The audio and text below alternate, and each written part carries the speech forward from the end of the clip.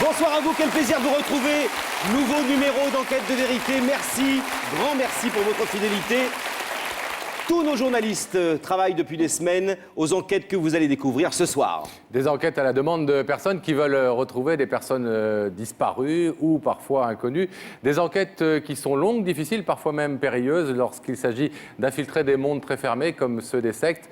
Des enquêtes dans lesquelles nous avons parfois, même souvent, besoin de votre aide. En effet, regardez ce numéro qui est en train de s'afficher. Si vous connaissez ou reconnaissez des personnes dont nous allons vous parler ce soir, n'hésitez pas à nous appeler, à nous contacter. Puis si vous avez besoin de notre aide, 0890 714 730. Alors, on entre tout de suite dans le contenu de cette émission en découvrant le sommaire avec vous. Regardez. Enquête de vérité à la recherche des parents de Stéphanie. Depuis 25 ans, cette famille fait partie des témoins de Jéhovah. Stéphanie a fait le choix de quitter la congrégation il y a 13 ans. Ses parents ont coupé tout lien avec elle. Stéphanie nous a demandé de l'aider à rentrer en contact avec son père et sa mère. Nous avons mené l'enquête chez les témoins de Jéhovah. Nous considérons la vie comme étant très précieuse, mais pas à n'importe quel prix. Enquête de vérité à la recherche de Brice. Son père, Philippe, a fait appel à notre émission pour rentrer en contact avec son fils unique qui a disparu de sa vie il y a 8 ans après une dispute sans laisser aucune trace. Nous avons tout mis en œuvre pour le retrouver. J'ai joué vraiment le rôle de père complètement. Et depuis, voilà, c'est la disparition, c'est le trou.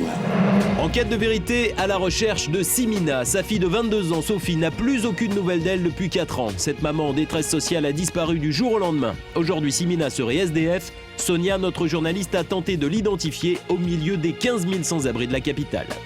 En fait, je cherche une dame. Elle s'appelle Simina, elle a 40 ans. Et je veux savoir si vous l'avez déjà vue, cette dame. Enquête de vérité à la recherche de Carla, 9 ans. Philomène nous a demandé de l'aider à retrouver la trace de sa petite fille que son ex-mari lui a enlevée. Cela fait donc maintenant 5 ans que Philomène n'a pas vu sa petite fille. Nous avons repris l'enquête pour trouver la piste de Carla. Elle est partie, je l'ai plus revue. Enquête de vérité à la recherche de Raymond. Sa sœur Claudine, qui ne l'a jamais vu, voudrait le retrouver pour enfin faire sa connaissance, mais aussi pour partager avec lui l'héritage de leur mère. Une nouvelle recherche maintenant dans Enquête de vérité, et une nouvelle histoire, celle de Virginie. Virginie, elle a 38 ans, elle a grandi entourée d'une maman et d'un papa, mais avec le sentiment que quelque chose ne tournait pas tout à fait rond dans sa vie. Oui, Virginie a 38 ans, mais c'est à 35 ans, il y a donc 3 ans, qu'elle a appris que le papa qu'on lui présentait depuis toujours, eh bien, n'était pas son père. Donc elle nous a appelés et elle nous a demandé de retrouver son véritable père. Notre enquête commence à Montpellier, regardez.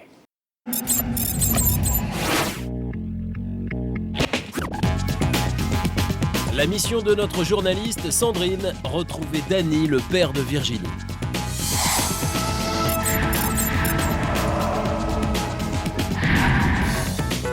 Première étape, Montpellier, pour s'entretenir avec Virginie et connaître en détail son histoire et ce qui l'amène à faire appel à Enquête de vérité. Pourquoi est-ce que vous décidez aujourd'hui de faire appel à l'émission Enquête de vérité ?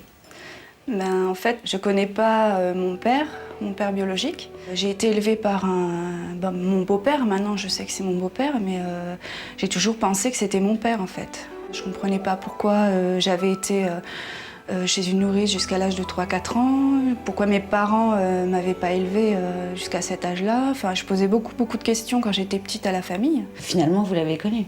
Oui, je l'ai connu, oui. Enfin, je l'ai connu quand j'étais bébé, quoi. Aujourd'hui, Virginie veut renouer les liens avec son papa, Danny, qu'elle n'a pas vu depuis l'âge de 3 ans. À l'époque, élevée par une nourrice, Virginie est une petite fille heureuse, épanouie, entourée par l'amour d'une maman et d'un papa. Mais à ce moment-là, elle est loin de s'imaginer que son papa va disparaître de sa vie pour laisser la place à un autre.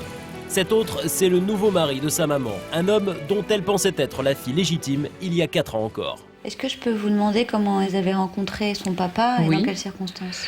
Vers l'âge de 17-18 ans, nous étions une bande de copains, nous sortions ensemble. Vous êtes tombée très vite amoureuse de lui ? Oui, très vite.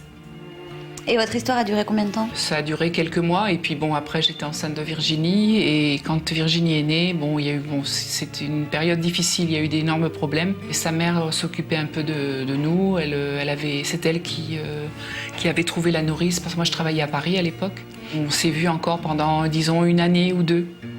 Qu'est-ce que vous savez exactement sur ce qui est devenu votre ancien petit copain, le papa de Virginie? Aucune idée. Aucune idée, je ne sais pas du tout. Alors, c'est notre mission de retrouver le papa de Virginie. On va retrouver tout de suite cette jeune fille qui va nous rejoindre sur le plateau.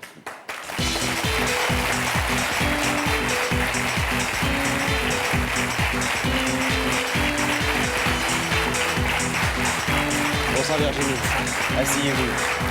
Ça va bien? Ça va? Bonsoir Virginie. Un peu stressé? Ouais. Bon, tout va bien, on est entre amis. Alors, dans quelles circonstances, à 35 ans, donc il y a très très peu de temps, il y a 3 ans, vous apprenez que le papa que vous croyez être le vôtre depuis toujours, et qui vous a élevé d'ailleurs comme un père, n'est pas votre père? Chez mon cousin, ma cousine, en fait, au cours d'une discussion en soirée, on parle de famille, et puis moi je lui explique qu'il y a des choses que je ne comprends pas dans ma vie par rapport au fait que j'ai été en nourrice et que mes parents ne m'aient pas élevée. Je ne comprenais pas pourquoi. J'avais très peu de photos de moi bébé, je ne comprenais pas non plus pourquoi. Et lui, à ce moment-là, mon cousin m'a dit c'est pas à moi de te le dire, mais en fait, ton père, c'est pas ton père biologique.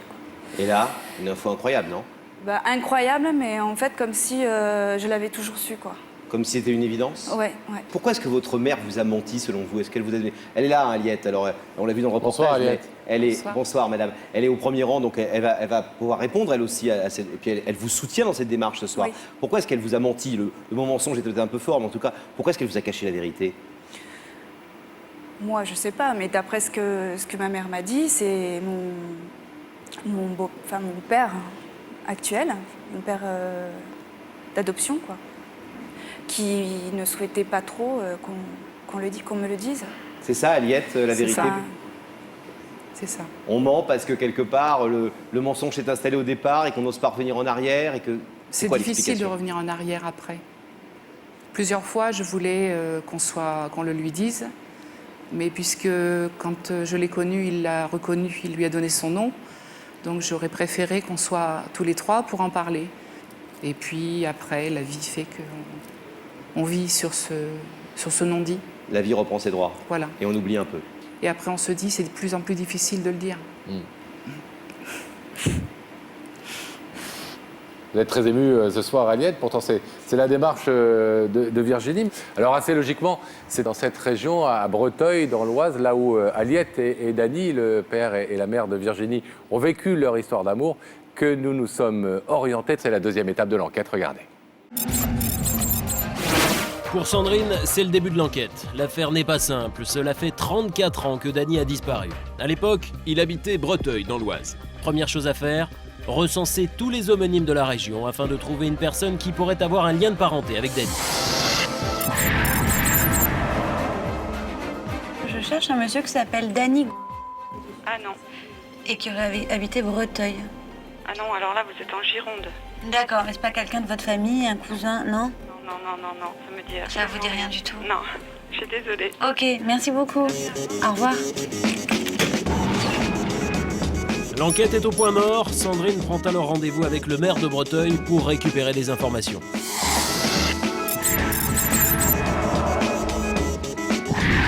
J'ai fait un petit peu de recherche suite à votre appel téléphonique. J'ai retrouvé tous les documents. Donc voilà, j'ai pas mal d'éléments.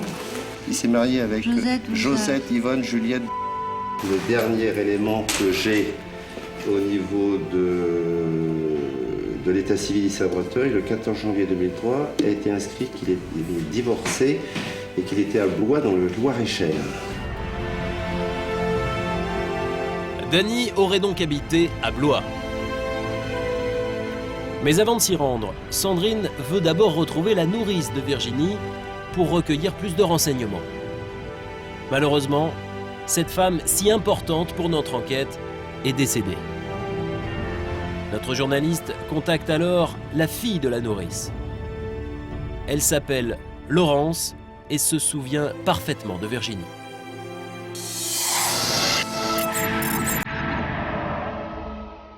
Vous avez connu donc Virginie qui est arrivée très jeune dans votre famille. Est-ce que vous vous rappelez du jour où elle est arrivée? Oui, c'est bizarre parce que ça nous a été présenté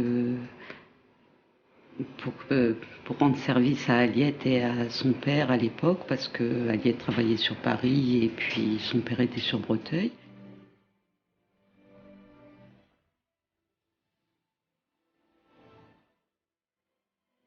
Mes parents l'ont accueillie tout à fait comme une quatrième enfant. Qu'est-ce que vous savez sur le papa de Virginie, donc sur Danny aujourd'hui? Je crois que maman m'a dit qu'il travaillait sur bois et que dans une société agroalimentaire, informaticien, quelque chose comme ça. Ces papiers-là, je les ai plus, mais il avait laissé ses coordonnées pour retrouver Virginie. Laurence nous confirme que Danny a bien résidé à Blois. Sans plus attendre, Sandrine se rend sur place, mais avec une donnée supplémentaire essentielle. Danny aurait travaillé en tant qu'informaticien dans une société agroalimentaire de la région. Sandrine contacte alors toutes les sociétés susceptibles d'avoir employé Danny.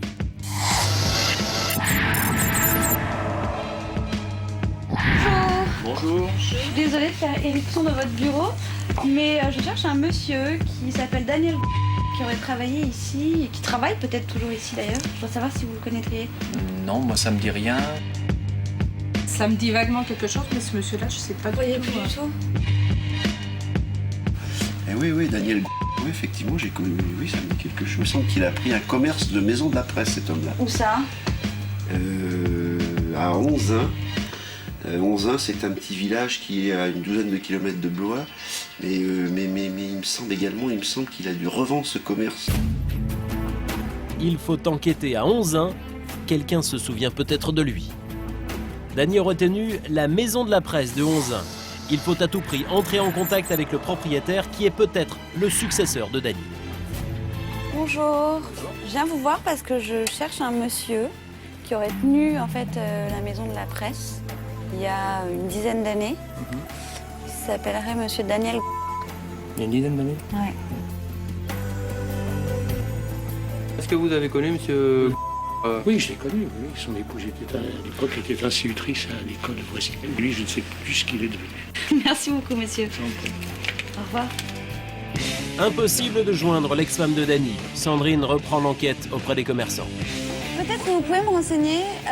Je cherche un monsieur qui s'appelle monsieur qui aurait tenu la maison de la presse il y a quelques années de ça. Il habite sur Chaumont. Il habite sur Chaumont? Oui. Et vous le voyez toujours? Non, ça fait très longtemps que je ne l'ai pas vu, mais je crois que maintenant il a des gîtes ou quelque chose, chambre d'hôte. Il a des chambres d'hôte sur Chaumont. Oui. Notre journaliste n'en croit pas ses oreilles. Danny ne serait qu'à quelques minutes de Onzain. Sandrine est tout près du but. Quelques appels suffiront pour retrouver les coordonnées de la maison d'hôte tenue par le père de Virginie. Oui, bonjour, Danny. Oui, c'est moi. Je me permets de vous contacter parce que quelqu'un m'a chargé de vous retrouver. Voilà. Je sais que ça peut paraître un peu surprenant. Oui, je me demande si c'est une blague ou pas, quoi. Non, alors je peux vous assurer que c'est pas une blague. Quand est-ce qu'on peut se rencontrer?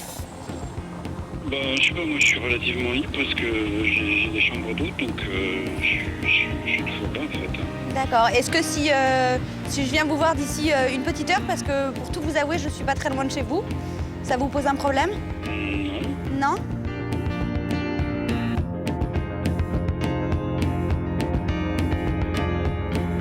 Sandrine est impatiente de rencontrer celui qu'elle cherche depuis maintenant 9 jours. Plus que quelques kilomètres et Sandrine sera enfin en face de Danny. Après plus d'une semaine de terrain, l'enquête arrive à terme.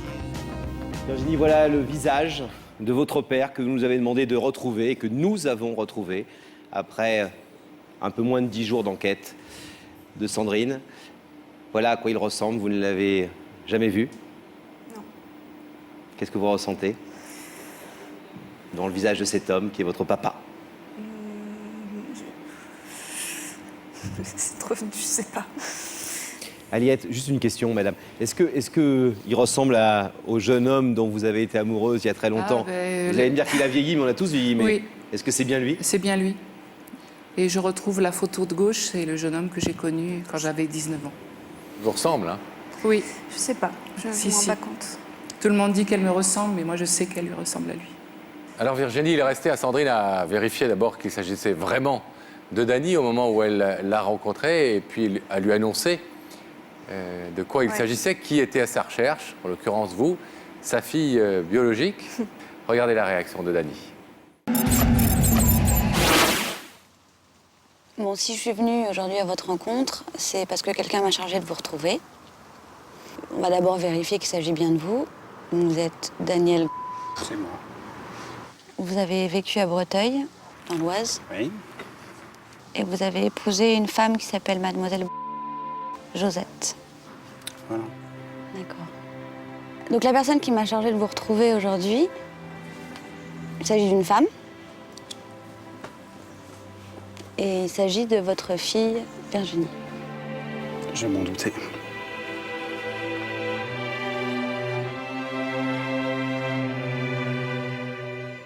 Vous êtes agréablement surpris ou... C'est-à-dire, c'est vraiment...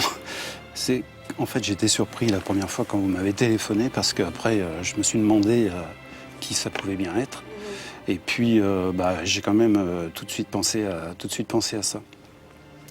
En fait, j'y croyais pas tellement parce que je me disais, normalement, elle a jamais su que j'existais. Pourquoi avoir disparu comme ça, au bout de 3 ans? C'est pas que j'ai disparu, en fait. Je crois que j'aimais pas suffisamment sa mère, en fait, pour me marier avec elle. Même si vous n'épousiez pas la maman de Virginie, vous n'aviez pas envie de pouvoir voir grandir votre fille? Si, j'aurais aimé, mais bon, après, c'était son bonheur à elle, parce que sa mère a connu quelqu'un d'autre. Ce quelqu'un d'autre a voulu reconnaître l'enfant. J'avais rien à faire là-dedans. Il fallait qu'elle soit heureuse avec cet homme-là, pas... Vous n'avez pas senti que vous n'êtes pas senti un peu voler votre place de père à ce moment-là? Oui.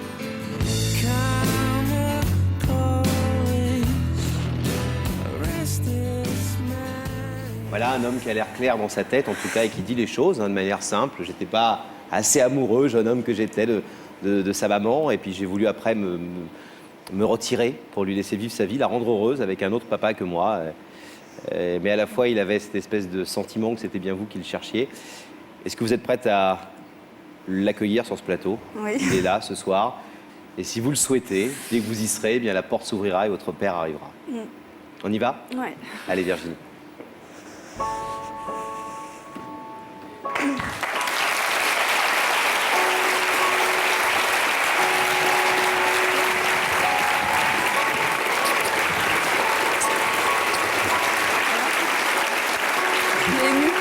Je suis très ému. Venez vous asseoir tous les deux.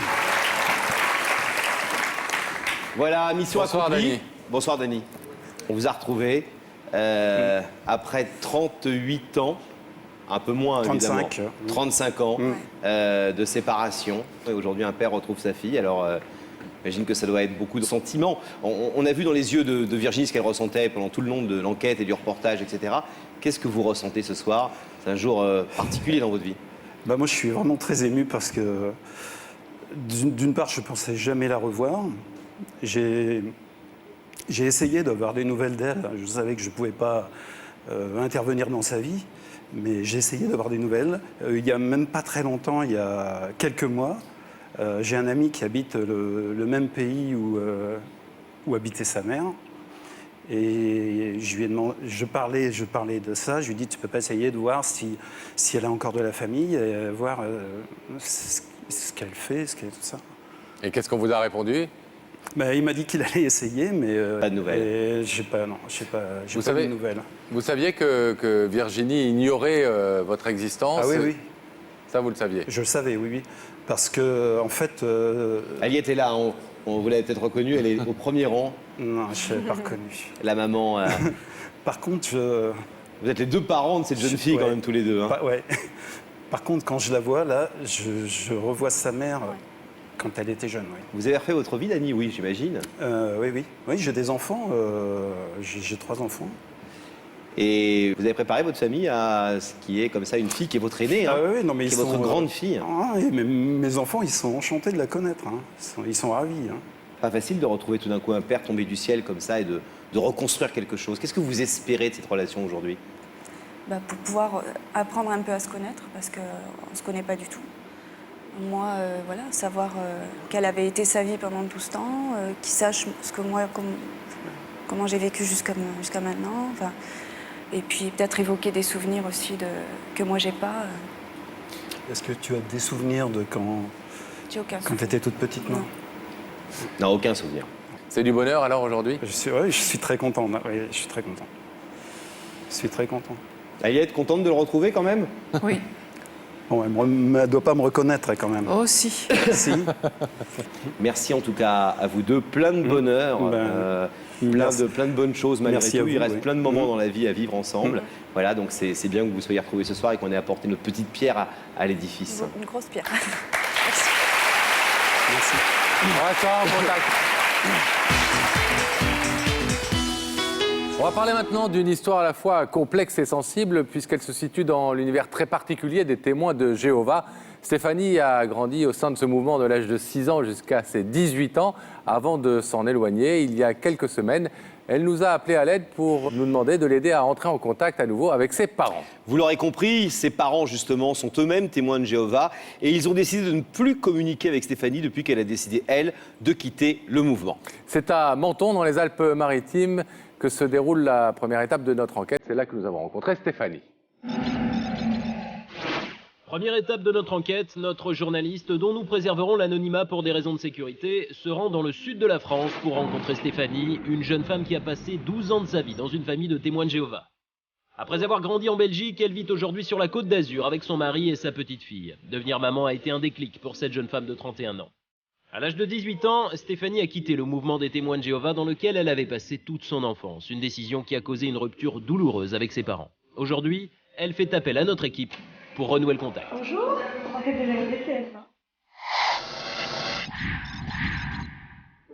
Dès que j'ai quitté les témoins de Jéhovah, mes parents m'ont fait comprendre que pour eux, c'est comme si j'avais renié leur éducation. Je les ai trahis quelque part, oui.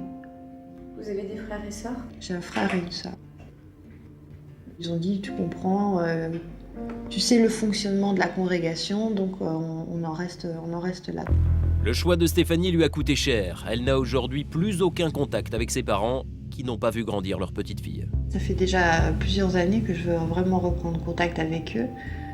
J'ai toujours écrit à mes parents. J'ai jamais eu de réponse.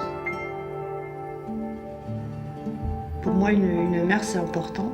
Elle me manque énormément. Enfin, mon père me manque aussi énormément. Et je veux dire que je me suis même rendue malade par leur manque d'affection. Des années de séparation qui ont créé un manque difficile à combler avec son mari et sa fille. Je l'ai comblé au tout début que j'étais avec eux, mais je veux dire, après, avec le temps, c'est quelque chose qui vous manque quelque part.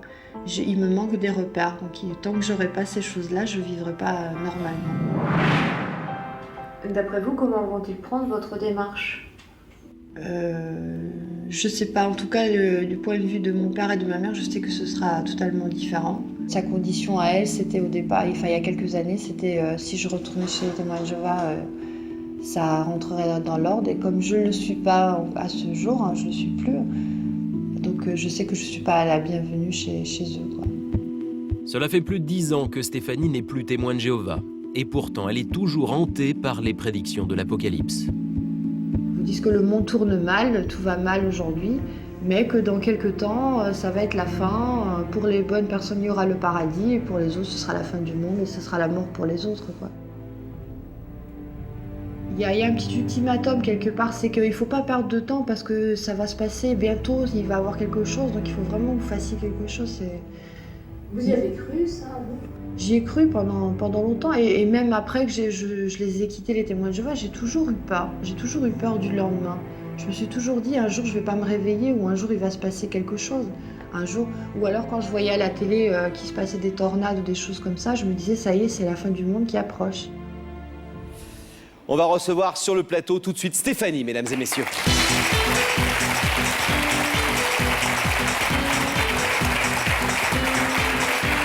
Bonsoir Stéphanie. Asseyez-vous.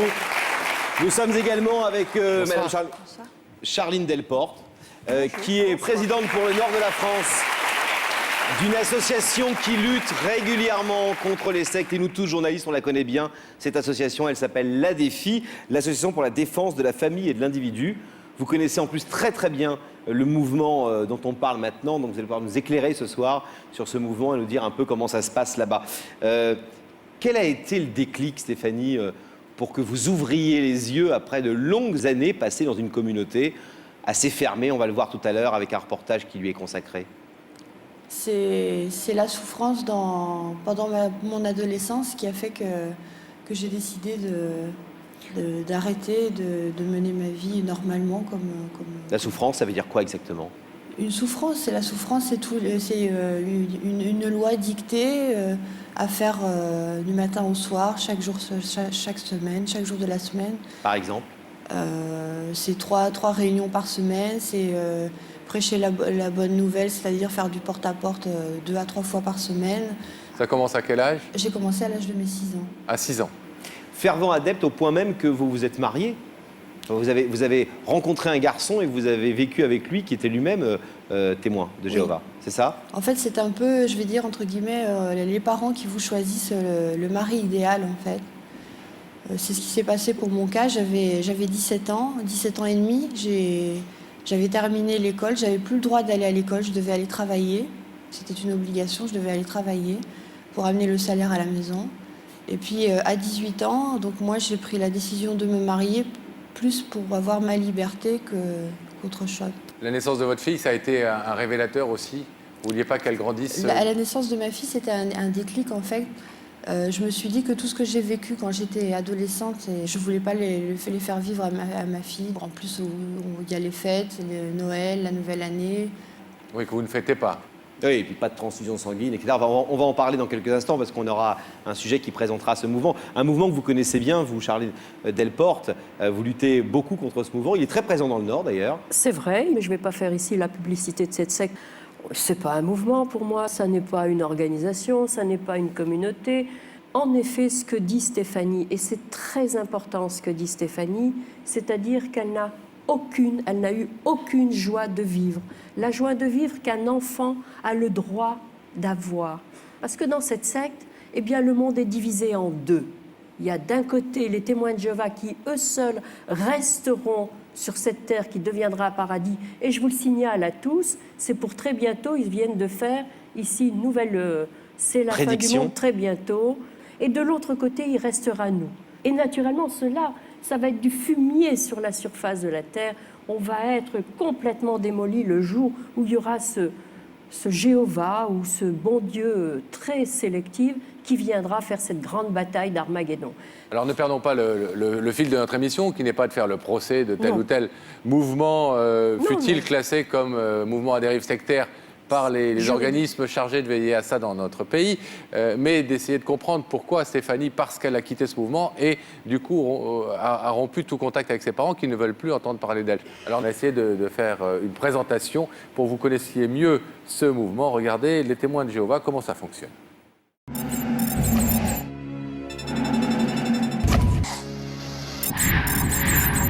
Être témoin de Jéhovah, c'est suivre un mode de vie basé sur les principes bibliques. Pour les fidèles, Dieu n'a qu'un seul nom, Jéhovah.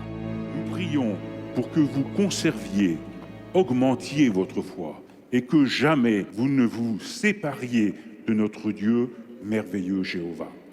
Derrière la façade d'une communauté religieuse se cache un mouvement à dérive sectaire, selon la mission interministérielle de vigilance, la Miviludes. Mais c'est à New York que se situe la Watchtower, siège de l'organisation qui s'étend aujourd'hui sur 235 pays, avec 13 millions de fidèles et de sympathisants. Chez nous en France, les témoins de Jéhovah annoncent réunir plus de 220 000 adeptes dans 1000 salles du royaume. Les recettes atteignent rien qu'en France plus de 25 millions d'euros chaque année. Tout homme qui invoquera le nom de Jéhovah sera sauvé.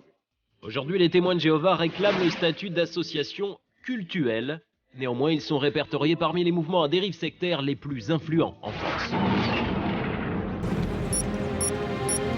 Direction la Belgique. C'est là que Stéphanie a vécu jusqu'à sa majorité au sein d'une famille de témoins de Jéhovah.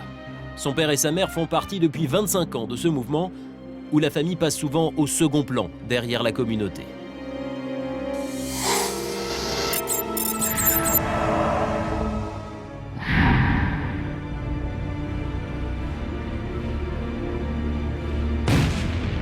Notre journaliste a réussi à déjouer le service d'ordre pour s'introduire dans une salle du royaume lors d'un grand rassemblement.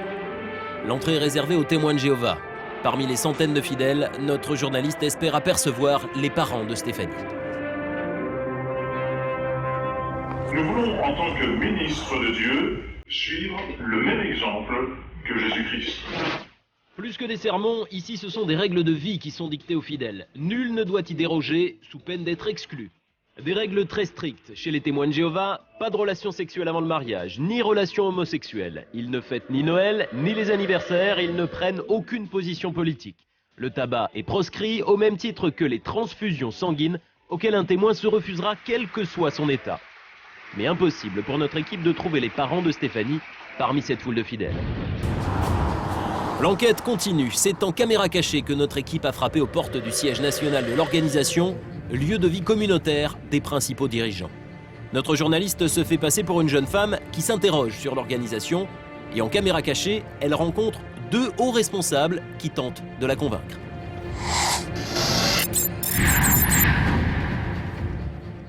Témoin de Jéhovah parce qu'on choisit un mode de vie qui est basé sur les principes bibliques. Vous vous sentez différent par rapport à quelqu'un qui n'est pas témoin de Jéhovah? Oui, quand même.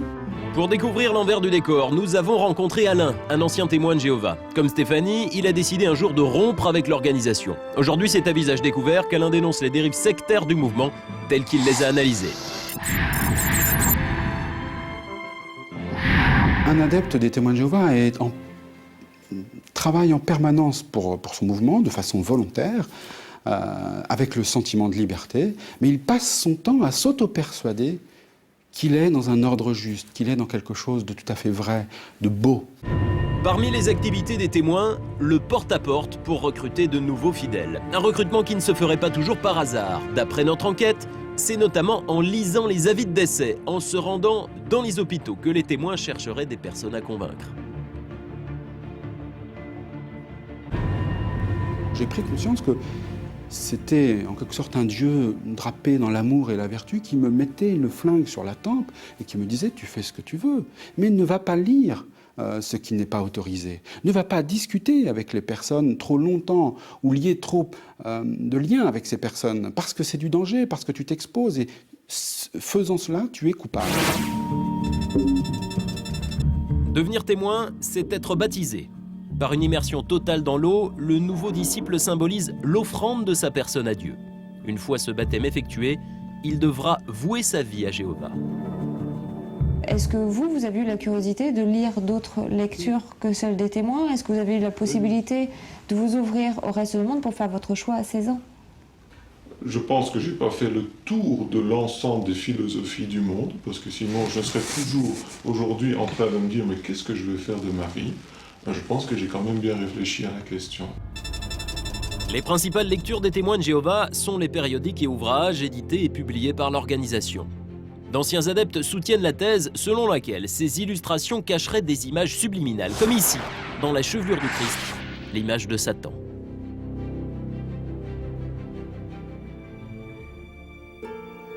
Je voulais faire autre chose de ma vie que d'être esclave de la Watchtower. Je me suis dit, mais pardon, mais c'est sincère et je ne peux pas le dire autrement, comment j'ai pu être aussi con pendant longtemps? Qu'est-ce qui s'est passé? Qu'est-ce qui s'est passé? Pourquoi j'ai pas ouvert les yeux? Et c'est là que j'ai analysé le système. J'ai voulu porter plainte. Je suis allé voir un avocat, et un avocat spécialisé, et qui m'a dit, mon pauvre vieux, vous n'avez aucune chance. Vous avez morflé 10 ans, est-ce que vous êtes prêt à morfler encore 10 ans? Ben non, j'ai assez donné comme ça.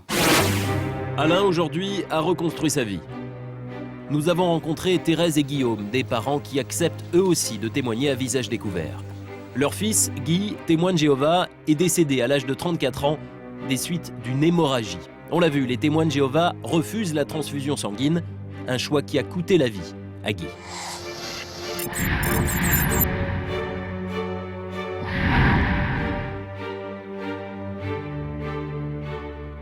Notre fils est rentré à l'hôpital le 17 janvier 2001. Il a été opéré le 18, il avait des hémorragies digestives. Le 19, ils l'ont mis dans un coma artificiel à cause des souffrances qu'il avait. Et puis ils ont fait appel à l'agent du comité de liaison des témoins de Jéhovah pour voir ce qu'il fallait faire. Et celui-ci a répondu, ben, il faut respecter ses convictions. Les fidèles portent sur eux en permanence une carte identique à celle-ci. Une carte qui précise qu'on ne doit en aucun cas les transfuser en cas de problème de santé. Si Guy avait été transfusé, ça lui aurait sauvé la vie. Il suffisait d'une transfusion de sang pour qu'il ne décède pas. Selon le médecin légiste. Selon le médecin légiste. Nous considérons la vie comme étant très précieuse, mais pas à n'importe quel prix. Les témoins de Jéhovah considèrent la vie comme étant très précieuse, mais pas à n'importe quel prix. Manipulateurs ou victimes? Qui sont les témoins de Jéhovah? Michel et Jean-Marie témoignent de leur parcours au sein de l'organisation et analysent le système.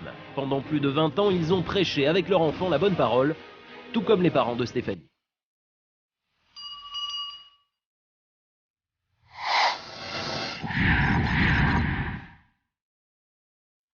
Ceux qui sont en fait dans le bas de la pyramide, celui qui vient frapper à votre porte, ben, ce n'est pas quelqu'un qui a envie d'avoir une emprise sur vous. Il est convaincu de ce qu'il a appris, il est convaincu qu'il vous apporte la clé du bonheur, la cure de jouvence. Moi, tout était vrai, tout était parole de vérité.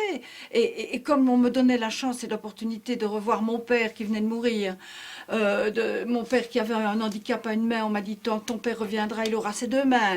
Bon ben, vous imaginez que pour moi c'était quelque chose d'extraordinaire. Et pour ça, j'aurais fait n'importe quoi. L'apocalypse a déjà été annoncé à 3 reprises au cours du siècle dernier. Aujourd'hui, une fois de plus, la fin du monde est proche. En 2012, selon les témoins. Regardez, je vais vous prendre juste un verset, Révélation 21:4.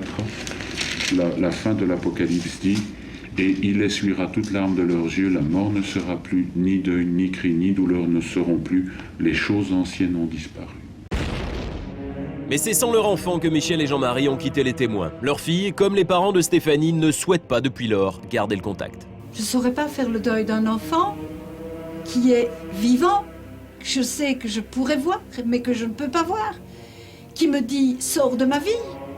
Je ne saurais pas. Pourquoi elle vous dit « sors de ma vie » Moi, parce que j'ai tout essayé pour essayer de la faire revenir vers nous, de rétablir les contacts et tout. Mais c'est plus facile de dire « sors de ma vie » que de dire « ça m'est interdit ». Ils nous diabolisent. Vis-à-vis de notre fille, c'est comme si on était un diable. De la seconde à la seconde, ça a été fini. Ils nous ont considérés comme des malpropres, comme des exclus, comme des infréquentables. Alors que nous sommes restés des gens honnêtes, mais qui se regardent d'abord. Si on parle d'un mouvement à dérive sectaire, forcément il y a un gourou. Oui, un gourou, mais vous savez, un gourou, c'est pas seulement... Bon, j'ai la barbe, c'est pas seulement un gros barbu, hein, avec une robe, qui engrosse toutes les bonnes femmes qui vont dans son mouvement. Excusez-moi de l'expression, mais en général, c'est comme ça qu'on voit un gourou, hein. Mais un gourou, ça peut être aussi un groupe de personnes qui ont hérité d'un autre groupe de personnes dans une organisation, mais qui sont à la tête de la pyramide. C'est toujours, pour moi, le gourou, c'est la tête pyramidale. Secte ou culte, le débat continue de faire des émules. Incroyable, plein d'infos. On voit qu'il y a plus de 1000 salles du royaume. Alors on ne savait pas ce que c'était une salle du royaume. C'est quoi une salle du royaume? Une salle du royaume, c'est comme si un catholique a son église. C'est la même chose. Et pourquoi le royaume? Le royaume une salle de congrégation. Ça a été nommé ainsi par les anciens. Aujourd'hui, on a travaillé avec vous pour essayer de faire avancer votre relation avec vos parents. Il y a eu un moment où vous nous avez même dit moi, si ça peut me permettre de me rapprocher de mes parents et de rétablir le contact, quelquefois, je me dis que je suis prête à y revenir. Vous avez cette tentation parfois? Oui, je suis prête à revivre ça seule pour essayer de recréer un lien avec mes parents. Vous avez une enfant de quel âge? 11 ans. 11 ans. Ça veut dire que vous allez emmener votre fille aussi dans cette histoire? Non, pas du tout. Elle, c'est hors de question. Vous pensez qu'on peut vivre ça seul? Seul. Vous pensez que c'est possible de vivre ça seul? C'est gérable. Et vous croyez qu'après ce que vous venez de dire ce soir sur le plateau de télévision, ils vont vous accepter chez les TJ, là? Je sais pas. Parce que vous avez carrément montré que vous étiez dans le camp d'en face, quoi, maintenant, que vous dénonciez, que vous aviez la force et le courage de dénoncer, hein. C'est comme si vous prenez vous chez les TJ, ça... Oui, ben moi... Oui, non, vous, on a bien compris que c'était pas à l'ordre du jour. Je pense que là, dès qu'ils me voient, ils ont peur et je suis le diable en personne. Ouais. Et si je suis sur ce plateau ici ce soir, c'est pas par hasard non plus. Tout à l'heure, c'est vrai, j'ai une fille qui est dans ce mouvement et qui joue à yo-yo depuis 16 ans. Une fille aînée qui a, je sais pas quel âge as-tu? 31 ans.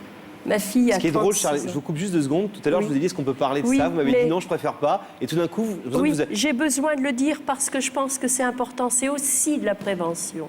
Mais on a gardé ce lien parce que je voudrais rebondir sur ce que vous disiez qui était fort important.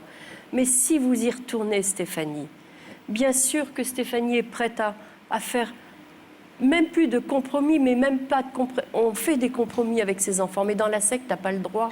Et qu'on le veuille ou non, moi, ça fait 16 ans, nous, mon mari et moi, sa sœur cadette, où on est obligé, pour conserver ce lien familial au maximum, parce que bien sûr qu'on oublie les anniversaires de papa et maman maintenant, eh bien, la secte, est quand même, qu'on le veuille ou non, elle atteint son objectif, c'est d'être dans la famille depuis tant d'années. Et c'est pour ça que c'est très grave. Ils n'ont plus de liberté.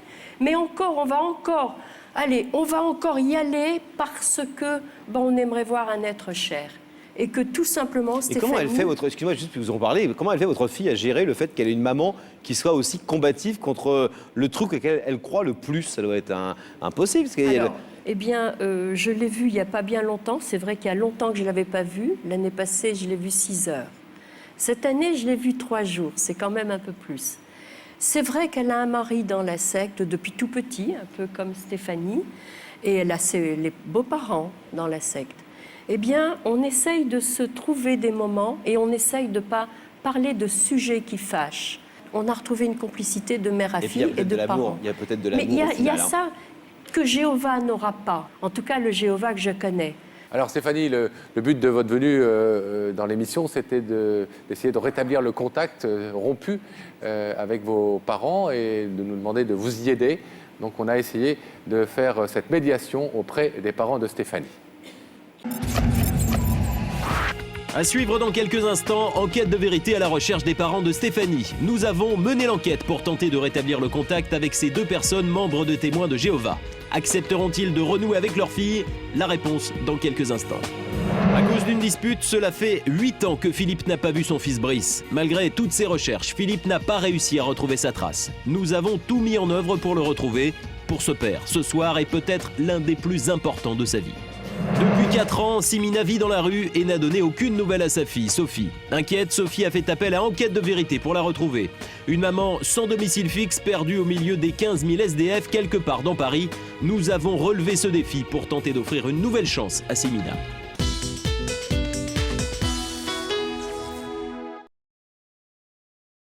Pour une prochaine émission, suite à un accident ou une maladie, l'un de vos proches est amnésique. Pour l'aider à récupérer la mémoire, vous souhaitez retrouver des membres de son entourage passé.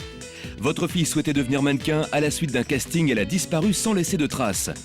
Vous avez côtoyé le monde de la nuit et vous souhaitez aujourd'hui aider une amie à quitter cet univers. Vous êtes atteint d'une maladie et vous recherchez des membres de votre famille pour un don d'organes, de sang ou de moelle osseuse. Contactez-nous au 0890 714 730.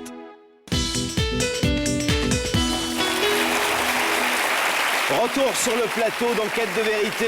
Merci de votre fidélité. Une nouvelle partie dans cette émission, Pascal. Et nous sommes toujours avec Charlène Delporte de la Défi Nord et puis avec cette formidable jeune fille qui est bien courageuse ce soir, on le disait pendant la publicité, qui a passé beaucoup de temps, Stéphanie, dans les Témoins de Jéhovah, entre 6 ans et 18 ans. Avec ses parents, elle y a vécu. 12 ans, ses parents, Stéphanie ne les voit plus depuis plusieurs années. Combien de temps très exactement aujourd'hui? Exactement, ça fait 13 ans, 13 ans que je n'ai plus de contact avec. De contact. Voilà. C'est énorme, c'est très très long. Vous en souffrez évidemment puisque vous les aimez, ces parents, même si eux sont restés dans le mouvement des Témoins de Jéhovah alors que vous l'avez quitté.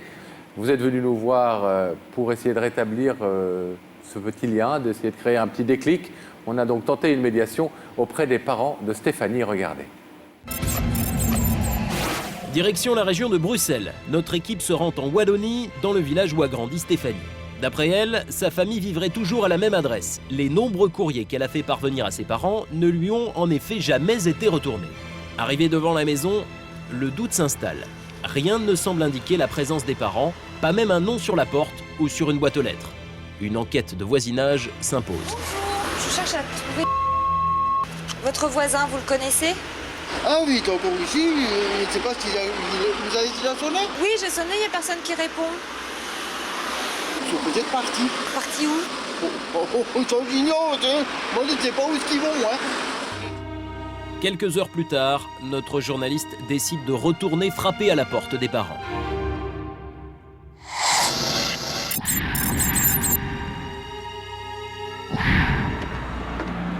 Bonsoir. Je souhaiterais parler à monsieur... C'est moi. Bonsoir. Bonsoir. Est-ce que vous auriez quelques minutes pour nous recevoir, s'il vous plaît? Allez, vous rentrez. Hein. Je suis avec ma collègue. Vous avez combien d'enfants? 3. Garçon, fille? Un garçon et 2 filles. D'accord. Vous les voyez toujours? Il y en a une qu'on ne voit pas beaucoup, elle habite en France. Mais c'est justement cette personne. C'est pas vrai. Si. Et pourquoi? Elle avait envie de reprendre contact avec vous, vous faire passer un message. Et c'est pour ça que nous sommes là ce soir. Ah bon? Nous présentons alors une lettre que Stéphanie leur a écrite. Sa mère commence la lecture à voix haute. Papa, maman, si vous lisez ces messages, c'est parce que depuis trop longtemps, vous me manquez.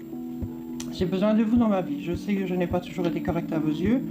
J'ai dit et écrit des choses méchantes à votre égard car je me sentais abandonnée, rejetée. Je tiens à m'excuser pour le mal que je vous ai fait. Les années m'ont fait réfléchir. J'aimerais que vous acceptiez ma vie. Et si je peux, je pourrais y faire quelques changements si vous le désirez. J'aimerais aussi que vous connaissiez votre petite fille. Sachez que malgré tout, je vous aimerai toujours du fond du cœur. Ouais. Signez votre fille, Stéphanie. Nous sommes témoins de Jéhovah. Et elle a pris son baptême, témoin de Jéhovah, on ne l'a jamais forcé. Chez nous, on n'oblige pas nos enfants à devenir témoins de Jéhovah. Donc elle a pris son baptême, elle est devenue témoin de Jéhovah parce qu'elle l'avait décidé. Du jour au lendemain, c'était terminé, quoi. Quand je vois ce que nous, on sait ce qu'on a fait, nos enfants, mon mari n'est pas un buveur, on n'encourait pas les cafés, on ne les battait pas. Je sais qu'elle est en poste intermédiaire parce qu'en France, les témoins de Jéhovah sont très... pas comme en Belgique. C'est quoi la différence? La différence en France, les témoins de Jéhovah sont pas bien vus. Je suis désolé, on peut être au courant quand même. Mais en Belgique? En Belgique, c'est quand même plus... On est plus libre qu'en France. En France, tu peux le dire, tu n'es pas encore bien vu. Pourtant, nous sommes des gens honnêtes, nous ne devons rien à personne. Nous faisons... Pourquoi? Non, elle ne que... doit même pas servir de ça parce que franchement... non, elle sait très bien. Tout ce qu'elle a eu en étant témoin de Jéhovah, c'est que du bon. Hein. Franchement, on l'a épargné d'avoir un enfant jeune fille peut-être, on l'a épargné d'être droguée ou... Alors franchement, je vois pas ce qu'elle a à nous reprocher. Mais bon, elle fait ce qu'elle veut, hein. Elle fait sa vie comme elle veut, mais je veux pas qu'elle entache ni notre famille, ni les témoins de Jéhovah. Ça, je suis désolé. Je n'en veux pas, elle peut venir, elle vient ici, bah, bon, on va s'expliquer peut-être bien. Mais bon, c'est pas pour ça que... C'est toujours ma fille. Elle reste ma fille, de toute façon. Je préfère pas la voir pour le moment, je préfère que ça se tasse. Franchement, non. Voilà. Je suis désolée. Comment peut-elle savoir à quel moment revenir? Ah, je sais pas. Je ne vais pas vous faire voir les lettres qu'elle m'envoie, mais je vous assure, je préfère... Pour moi, ma fille, c'est pas ma fille. Notre fille, c'est plus notre fille, c'est ce qu'ils disent vos parents. Alors ils racontent une autre histoire, hein, visiblement eux. C'est que c'est vous qui êtes partis, c'est vous qui ne parlez pas beaucoup du mouvement dans lequel ils sont. Ils préfèrent éviter ce sujet de conversation. Ils préfèrent dire que vous avez changé. Trouver une excuse sur autre chose. Ce qui est sans doute vrai que vous avez changé si vous êtes libéré de cette emprise. Oui, c'est vrai que j'ai changé, c'est vrai, j'ai changé. Combien de temps que vous n'avez pas vu vos parents? Ça fait exactement 9 ans que je ne les ai pas vus. Donc c'est la première fois que vous les voyez ce soir. Voilà. Vous les trouvez comment? Changé. Vieilli. Vous avez l'air très ému quand vous les avez vus. Hein. C'est quelque chose qui vous, évidemment, qui vous touche énormément et on vous comprend. Vous avez déjà essayé d'aller frapper à leur porte vous-même et essayer de prendre contact avec eux? Ce que nous avons fait là, pourquoi est-ce que vous ne réussissez pas à le faire? Parce que je ne suis pas assez courageuse pour le faire. J'ai trop peur de ce qu'ils pourraient me dire. C'est quelque chose de terrible quand on voit, c'est terrifiant ces images-là. Et on est prêt à mentir parce qu'on va protéger l'organisation. Pourtant, tu ne mentiras point, ça fait partie des 10 commandements, Charline. C'est l'ancienne école, Pascal, ça. Oui, ça, c'était peut-être à une école... Il faut dire juste un point important, c'est qu'on a filmé vos parents en caméra cachée, hein, parce qu'ils ont été floutés, parce que tout simplement, on a fait une demande officielle, ils l'ont refusée, et c'était la seule manière pour nous d'avoir leur avis sur le sujet et d'avoir leur point de vue. Voilà. Vous vous attendiez, Stéphanie, à ce que en fait, on se heurte nous aussi à une fin de non-recevoir et à ce que l'accueil ne soit pas très chaleureux? Je m'y attendais, oui. Alors peut-être vos parents à défaut d'avoir accepté de venir dans l'émission, regardent-ils l'émission? Vous voulez leur dire quelque chose si jamais ils regardent l'émission? Je voudrais leur dire tout simplement que j'ai peut-être fait des erreurs moi aussi dans ma vie, mais je les accepte eux comme ils sont et je voudrais qu'ils m'acceptent moi comme je suis. Voilà. Et je voudrais leur dire que je les aime toujours autant. Merci Charline, bravo pour votre courage, pour avoir témoigné ce soir. Merci Stéphanie, qui n'avait pas manqué de courage, vous non plus. On espère que vos parents auront attendu ce message d'amour et puis on suivra votre affaire, on suivra éventuellement votre visite ensemble avec nos caméras, et on espère si que vous le souhaitez. Ceci n'est qu'une première étape. On rappelle une dernière fois, parce qu'il le faut, que les témoins de Jéhovah étaient invités ce soir et que c'est eux qui ont décliné la possibilité de s'exprimer sur ce plateau. Merci à vous deux en tout cas d'avoir été nos invités.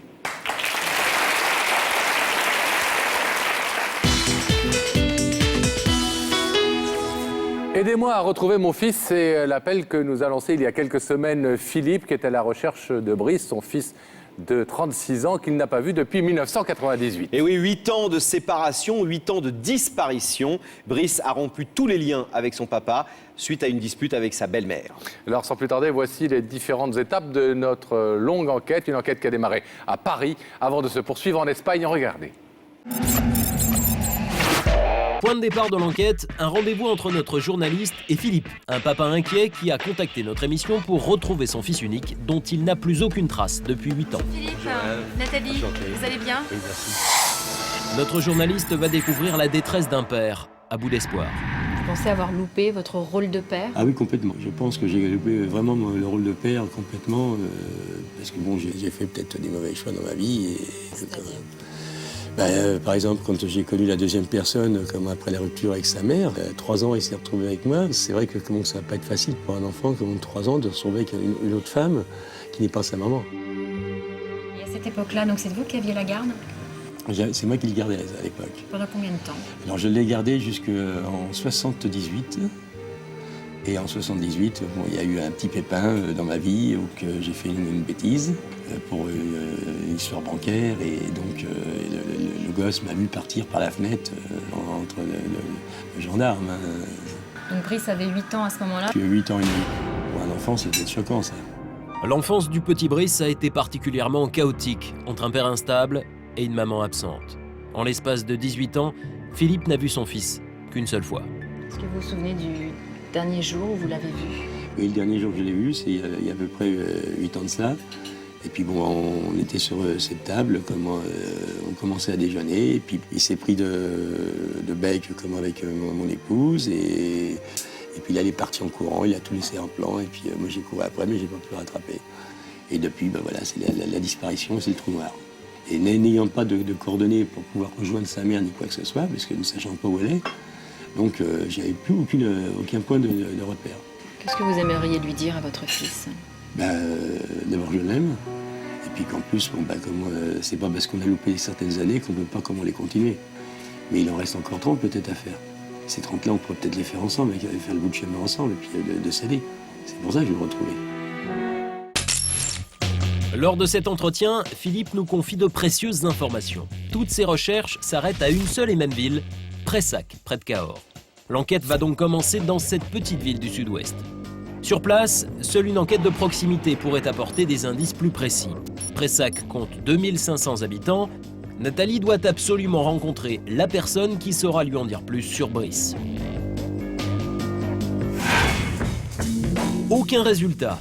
Dernier espoir pour Nathalie, trouver une trace de Brice à la mairie.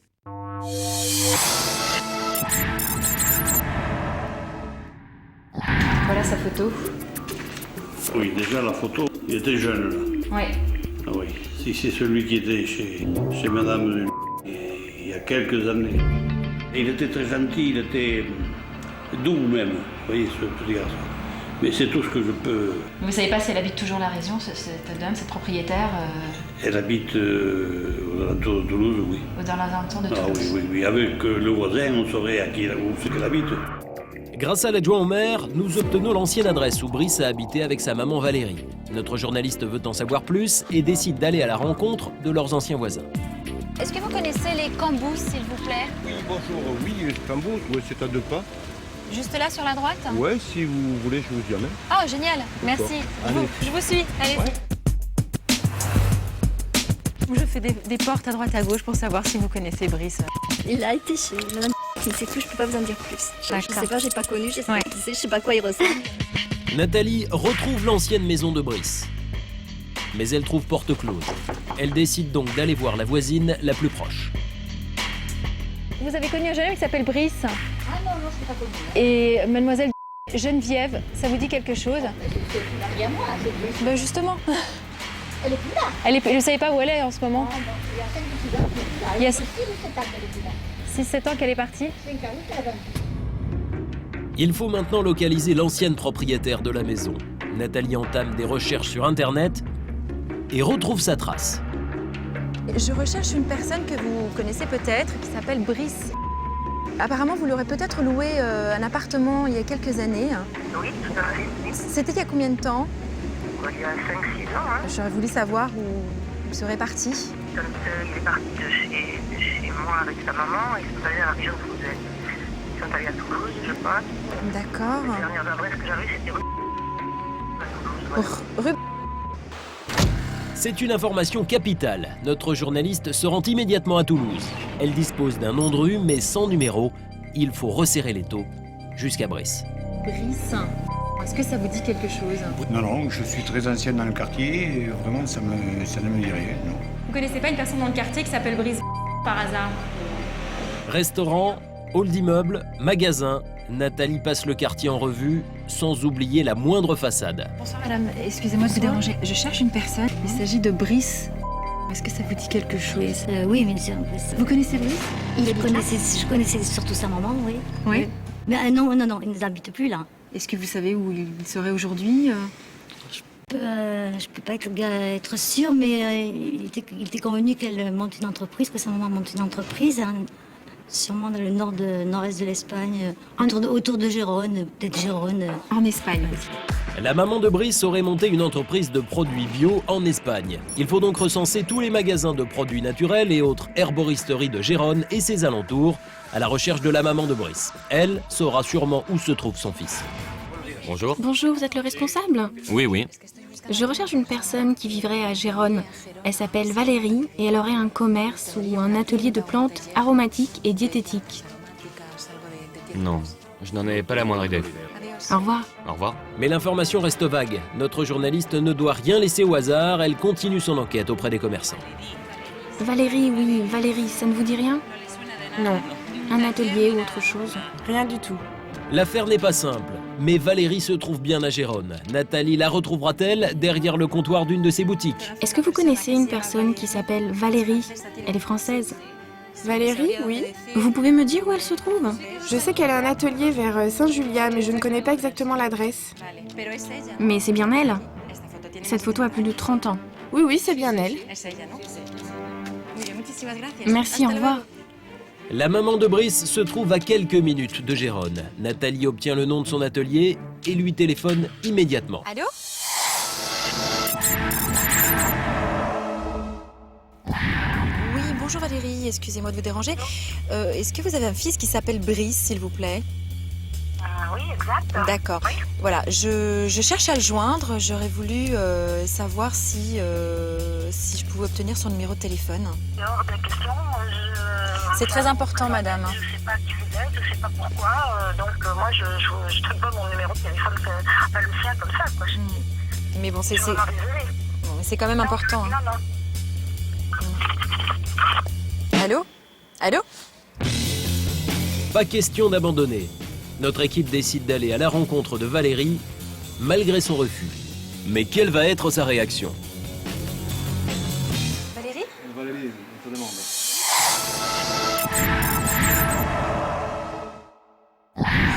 Est-ce qu'on peut discuter? Est-ce qu'on peut parler? Oui, et là ça filme? Ouais. Non, peut-être. Pas de caméra? Non, du tout. Ok, bah on coupe alors. Valérie refuse d'être filmée. Devant les arguments de Nathalie, elle accepte de nous parler de Brice, mais nous demande de préserver son anonymat pour des raisons personnelles. C'est un garçon qui était très doux, bon évidemment perturbé parce que il n'a pas eu son père. Donc, comme tous les enfants qui se construisent sans le père, avec ses chagrins, ses peines, ses colères. Et puis, ils se sont retrouvés il y a à peu près une dizaine d'années, je crois. Ce soir-là, ça s'est très mal passé parce qu'effectivement, il rentrait à 2h du matin en larmes, quoi, comme un gosse. Et je crois qu'à partir de ce moment-là, avant, il n'avait pas son père qui l'élevait. Mais je crois que ce jour-là, il a pris conscience qu'il avait perdu son père. Est-ce que ça serait possible de me dire où je pourrais le trouver? Vous savez, c'est assez délicat quand même de donner son adresse. Enfin, Par contre, si vous voulez, je peux l'appeler. Brice? Oui. Écoute, moi je t'appelle parce que là j'ai la visite d'une journaliste pour une émission qui apparemment veut te contacter. Vous voulez lui parler maintenant? J'aimerais bien, ouais. Merci. Allô? Je m'appelle Nathalie, je suis journaliste pour une émission sur TF1 qui s'appelle Enquête de vérité. Je suis à Gérone, près de votre maman aujourd'hui. Est-ce que je peux vous rencontrer? C'est quelqu'un qui vous recherche. Pas au téléphone, je ne préfère pas. Donc faites-moi confiance, je viens vous voir, dites-moi où vous êtes et je vous explique. Je suis en fait, je suis pas loin de Toulouse, quoi, une soixantaine de kilomètres. Ok, à Toulouse, écoutez, oui, direction Roubaix. Est-ce que vous êtes disponible demain, par exemple? L'après-midi, ça serait parfait. Je vous donne donc rendez-vous demain. Il est d'accord. Il est d'accord, vous pouvez me donner son adresse. Je peux avoir son... Oui. Brice, je donne ton adresse alors? Coup de théâtre, Nathalie doit retourner sur ses pas. Retour à Toulouse, dans un village appelé Palville. Brice vivrait seul dans une petite ferme à la sortie du village. Notre journaliste espère qu'il sera au rendez-vous. Bonjour.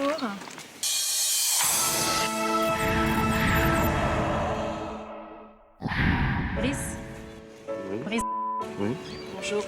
Vous êtes bien né le 25 août 1970? Oui. J'ai un message à vous transmettre. Quelqu'un qui vous cherche depuis très longtemps. Il s'agit d'un homme. C'est votre père. C'est Philippe. Mon père? Maintenant. Après tant d'années? Depuis très longtemps que votre père vous recherche. J'imagine, oui. Je connais les années. Ça fait combien d'années? Une dizaine d'années. Vous avez choisi de ne plus le revoir parce que vous lui en voulez par rapport à la dernière fois où vous l'avez vu? C'est pas que je lui en veux, c'est que je me disais que ça servait à rien.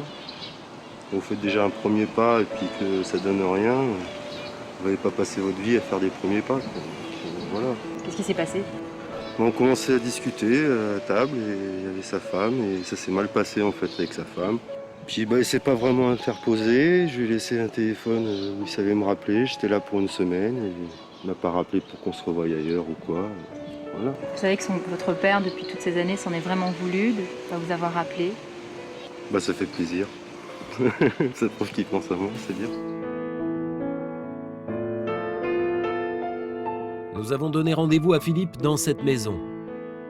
Dans quelques minutes, un père va découvrir le visage d'un fils qu'il n'a pas vu depuis tant d'années.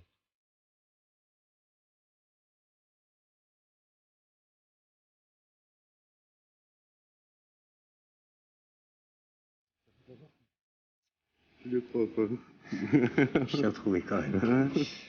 Je savais même pas que tu me cherchais. Tu vois.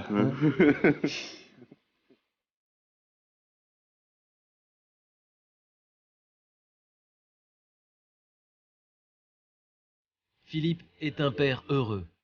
Il a retrouvé son fils Brice après 8 ans d'absence. Comment rattraper tant de temps perdu?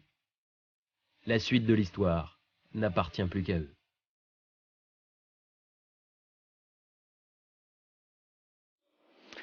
Ils se sont retrouvés grâce à notre équipe. On va les accueillir maintenant, Brice et son papa, Philippe, mesdames et messieurs.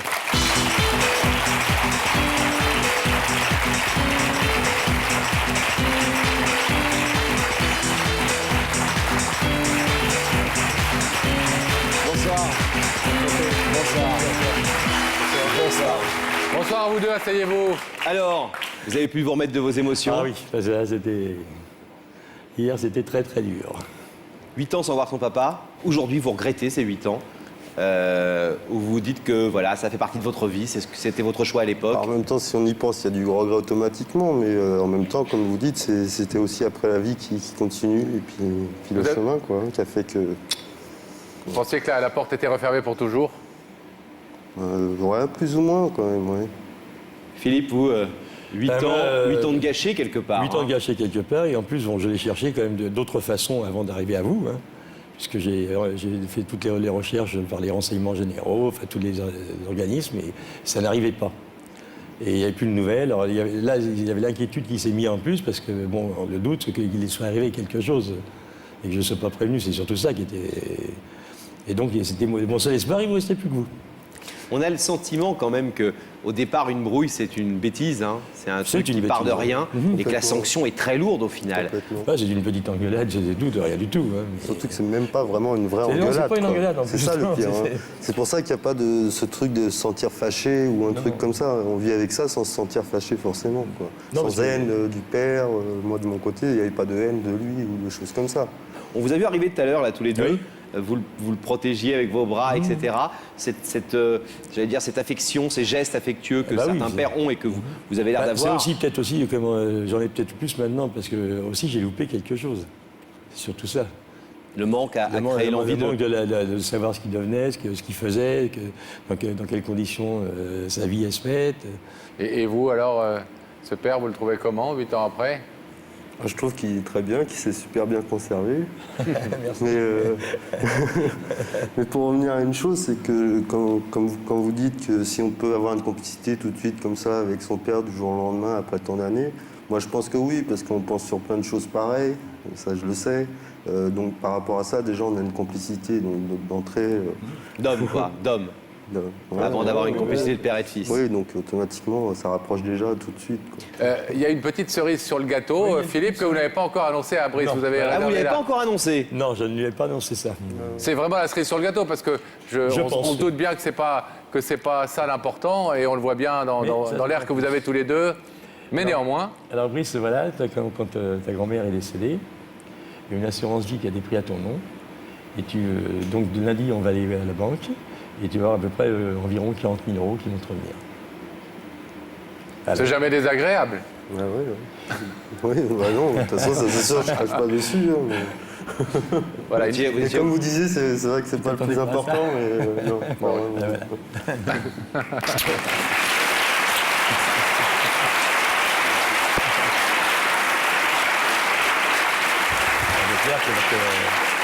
Tu vas bien t'en servir. On est très heureux en tout cas de vous avoir permis de vous retrouver ce soir après 8 ans d'absence. Vous le disiez, c'est grâce à nous, c'est surtout grâce à nos journalistes qui ont donc plus que Pascal et moi. Nathalie et Sonia. Merci pour elles. Parce que vraiment, soyez heureux et ne vous quittez plus. Je vois que vous allez vous serrer la main super fort. La lâchez plus cette main et puis évidemment on reste en contact. D'accord. Merci à vous deux. À bientôt. Merci.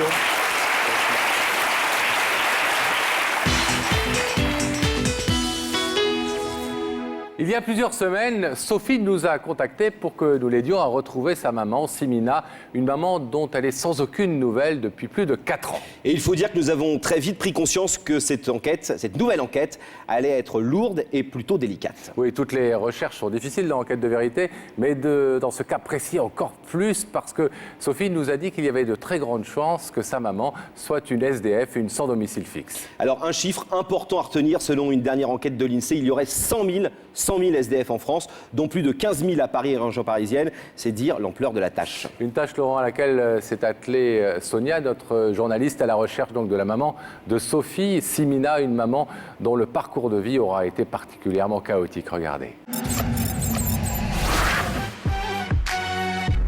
Notre journaliste, Sonia, a rendez-vous gare Saint-Lazare à Paris avec Sophie, une jeune femme de 22 ans qui n'a plus aucune nouvelle de sa mère, Simina, depuis 4 ans maintenant. Inquiète, Sophie voudrait revoir sa mère. Elle veut comprendre ce qui l'a poussée à rompre les liens.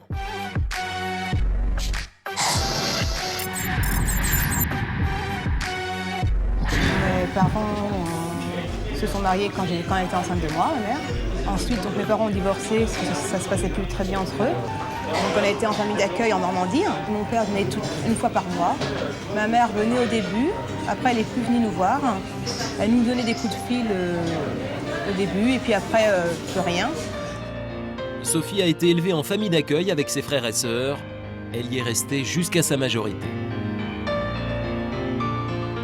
Quand j'ai eu 18 ans, Je suis venue voir ma mère à Paris. J'étais dans un squad au rue Pré-Saint-Gervais avec son copain qui s'appelait Thierry. J'ai voulu y retourner. Ils n'y étaient plus parce qu'ils ont été expulsés de leur logement parce qu'ils ne payaient pas leur loyer parce que ils travaillaient pas ni l'un ni l'autre.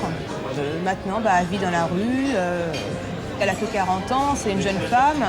Et puis à 40 ans, on peut encore faire plein de choses, on peut encore travailler, on peut encore vivre. Donc à 40 ans, être dans la rue, ça me fait assez mal quand même. Je voudrais essayer de la remettre dans le chemin qui pourrait essayer de la faire évoluer, la refaire vivre, lui donner du bonheur en fait.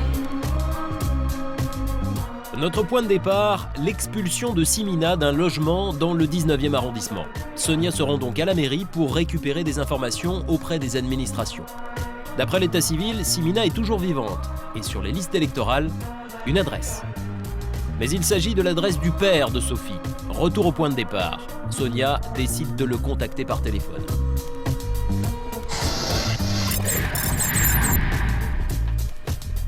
Quand je l'ai rencontrée la dernière fois, elle allait chercher son colis dans une petite rue, vous savez, le colis des gens qui sont RMI, qui touchent pas d'argent, tout ça. Pourquoi elle est SDF en fait, c'est ça? Oui, vous l'avez vue SDF, vous l'avez rencontrée, elle était sans domicile fixe? Oui.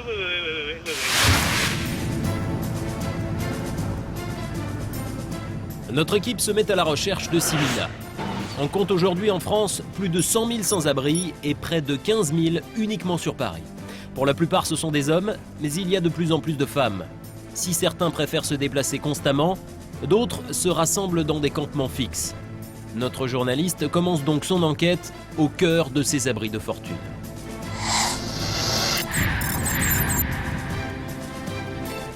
Bonjour, en fait je cherche une dame, elle s'appelle Simina, elle a 40 ans. Et je veux savoir si vous l'avez déjà vue, cette dame. Au revoir.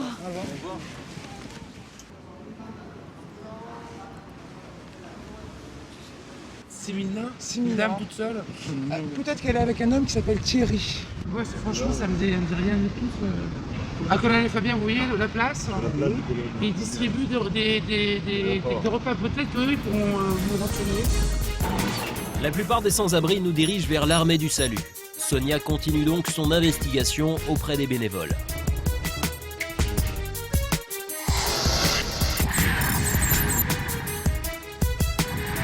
Vous la connaissez? Non. Ce prénom ne vous dit rien, je pense. Simina. Simina. Elle est avec peut-être un homme qui s'appelle Thierry. Non. De campement en campement, toujours rien. Beaucoup d'hommes et de femmes se reconnaissent dans le parcours de Simina. Son histoire est aussi la leur. Vous aussi, vous êtes sans domicile fixe? Ouais, je suis SDF.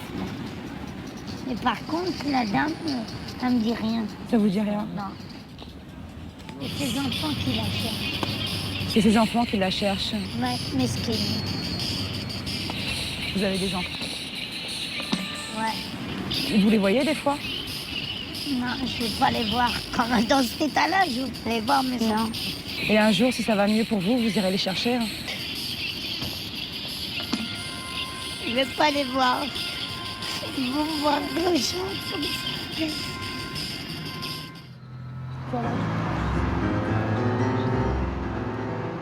Toujours aucune trace de Simina. Premier volet de l'enquête de Sonia dans ce monde des SDF, un monde bien particulier. Pour en parler avec nous et pour parler de l'histoire de Simina, 3 personnes qui connaissent particulièrement ce monde. Xavier Emmanuelli, tout d'abord, ancien ministre et président du SAMU social. Boris Antonov, qui représente ici l'Armée du Salut. Et puis Franck Boucher, qui est un photographe avec un métier assez particulier puisqu'il se consacre quotidiennement aux SDF. Il travaille tous les jours avec eux à leur contact. Bonsoir à vous 3 et merci d'être avec nous. Merci d'être là.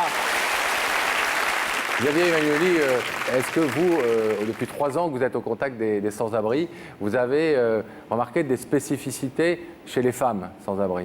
Déjà, la rue, c'est l'enfer, mais quand on est femme, tout est compliqué. Et elles sont d'autant plus vulnérables qu'elles sont femmes. De l'agression constante, les problèmes d'hygiène, les problèmes de survie, tout est compliqué quand on est femme dans la rue. c'est une vraie gageure de partir à la recherche de quelqu'un qui est sans abri, parce qu'on a un peu l'impression très vite, quand on découvre ce monde, que c'est un peu l'armée des ombres, que non seulement ils perdent les références sociales, mais aussi très vite presque leur identité. Dans la survie, on est seul, totalement seul, avec une seule idée, où je vais manger, où je vais dormir. Et on sait très bien que personne ne viendra à son secours. Dans ces conditions, comment voulez-vous qu'on se préoccupe des liens avec les autres? C'est pas qu'ils sont rompus, ils se sont évanouis. Alors, il y avait 2 personnes, en tout cas, ces derniers temps, qui se préoccupaient plus que tout du sort de Simina. C'est Sophie, bien sûr, sa fille, qui est à sa recherche. Et c'est Sonia, qui est en immersion dans ce monde et qui a rendez-vous au milieu de 15 000 sans-abri avec une femme qui ne l'attend pas. Regardez la deuxième partie de l'enquête de Sonia. Notre équipe doit désormais se tourner vers les associations pour avancer dans ses recherches. Direction le siège du SAMU social qui travaille avec de nombreuses associations d'aide aux sans-abri. Il y a en France des centaines de centres d'hébergement comme celui-ci qui propose un lit pour la nuit. Son visage ne me dit rien, mais même si son visage me disait quelque chose, c'est une information que je ne vous donnerai pas. Nous sommes un accueil inconditionnel et anonyme et nous respectons donc l'anonymat des personnes qui viennent. Vous avez peur qu'on prenne votre place? Non, c'est pas pour ça. Non, c'est pas pour ça. Mais qu'est-ce qu'il y a quand il fait bon, il n'y a pas besoin d'y aller. Mais quand il fait tellement froid, je suis obligé d'y aller. 37% des SDF sont des femmes qui, comme Simina, traversent toutes ces difficultés au quotidien. Je cherche une dame qui s'appelle Simina. Elle a 40 ans. Vous ne connaissez pas? Malheureusement, nos recherches avec le SAMU social n'ont pas abouti.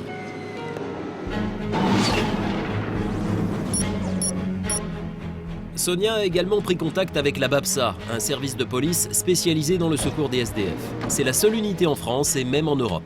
La BAPSA sillonne les rues de 6h30 à 23h et parcourt près de 200 km par jour.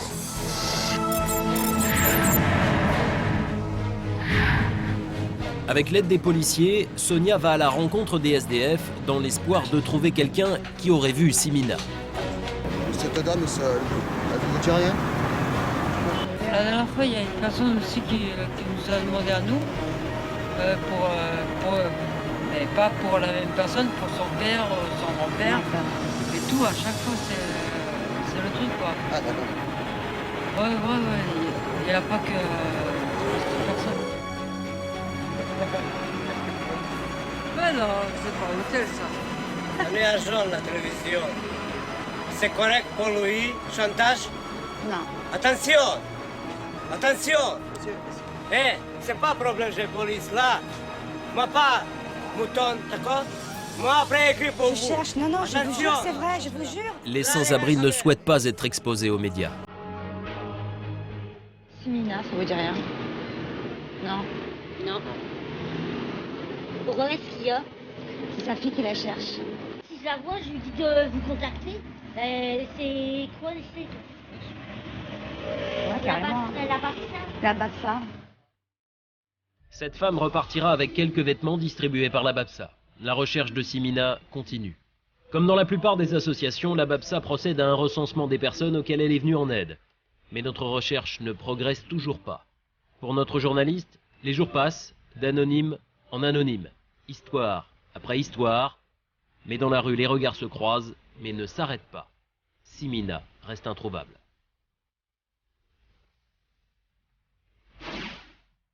Encore un groupe de sans-abri. Un de plus.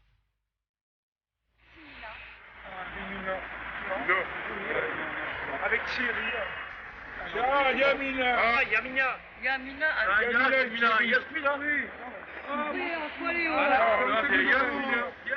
Elle est avec un Thierry, oui, Thierry, oui. Mais de toute façon, lui, il a un blouson de moto rouge avec rouge dans le dos. Merci beaucoup. Hein. Simina, Yamina, s'agit-il de la même personne? À côté du foyer indiqué par les sans-abri, un café. C'est là que Sonia va attendre celle qui est peut-être Simina. Sur place, nous croyons reconnaître le blouson rouge de Thierry, le compagnon de Simina. Une femme l'accompagne.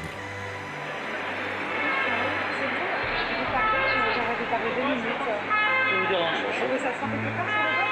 Oui. Sonia doit encore vérifier qu'il s'agit bien de la mère de Sophie.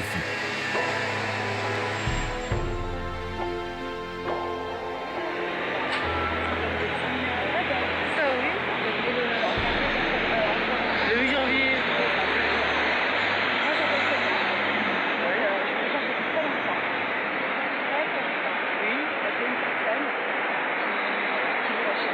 Ma fille Sophie.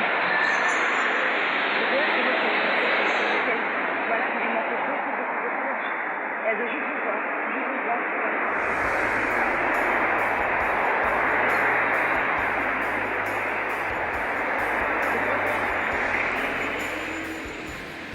Après quelques instants d'entretien avec notre journaliste, l'émotion submerge Simina qui ne peut retenir ses larmes en pensant à sa fille Sophie.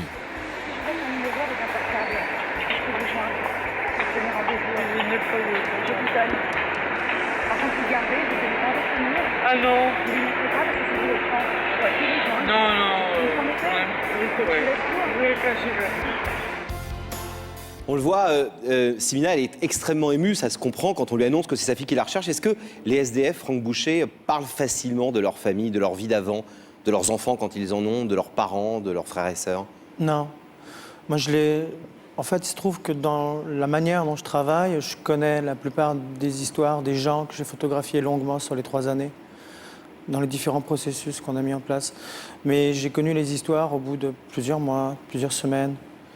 Et puis, je ne pose pas de questions, parce que si on veut donner une deuxième chance aux gens, déjà, pour commencer, il ne faut déjà même pas regarder ce qu'il y avait avant. Puis, je pense que le médecin qui est à côté de moi est complètement d'accord là-dessus, sinon on a déjà d'entrée de jeu un diagnostic tronqué. Et on va partir dans une direction qui n'est pas forcément la bonne, mais il ne parle pas beaucoup, non. Boris Antonov, on a vu que Simina vit avec un compagnon dans la rue, Thierry. Est-ce qu'il y a beaucoup de couples comme ça parmi les sans-abri? Est-ce que vous en rencontrez beaucoup? Tout à fait. Et une des difficultés, semble-t-il aujourd'hui, c'est que l'offre d'hébergement pour ces personnes qui sont à la rue est très mal adaptée.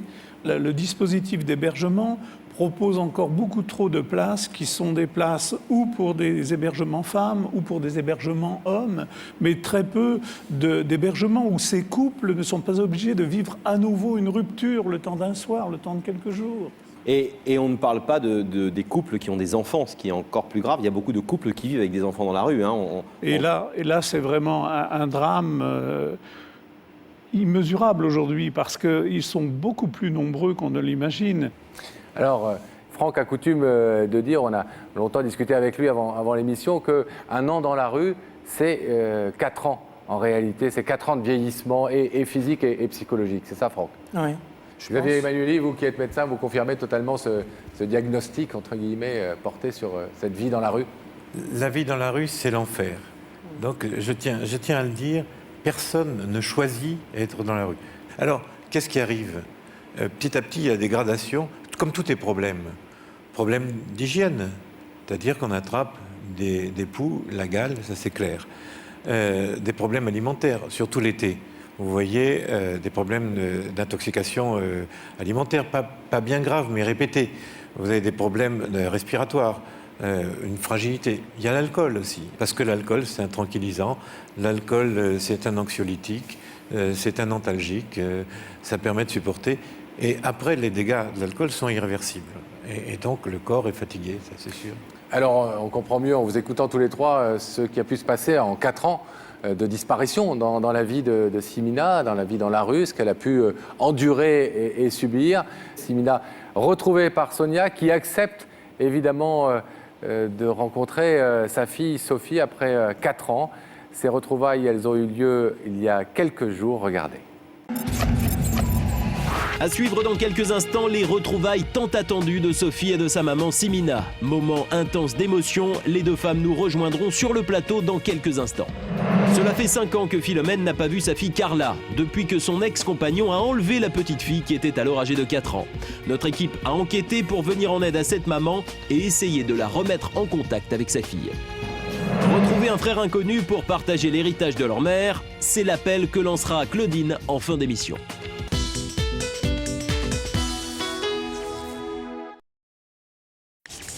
Pour une prochaine émission, suite à une séparation, votre conjoint est parti du jour au lendemain avec votre enfant, vous souhaitez les retrouver.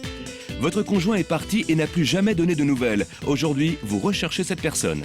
Un membre de votre entourage a adhéré à une secte. Vous voulez reprendre contact avec lui. Un membre de votre entourage vient de fuguer. Vous souhaitez le retrouver rapidement. Contactez-nous au 0890 714 730.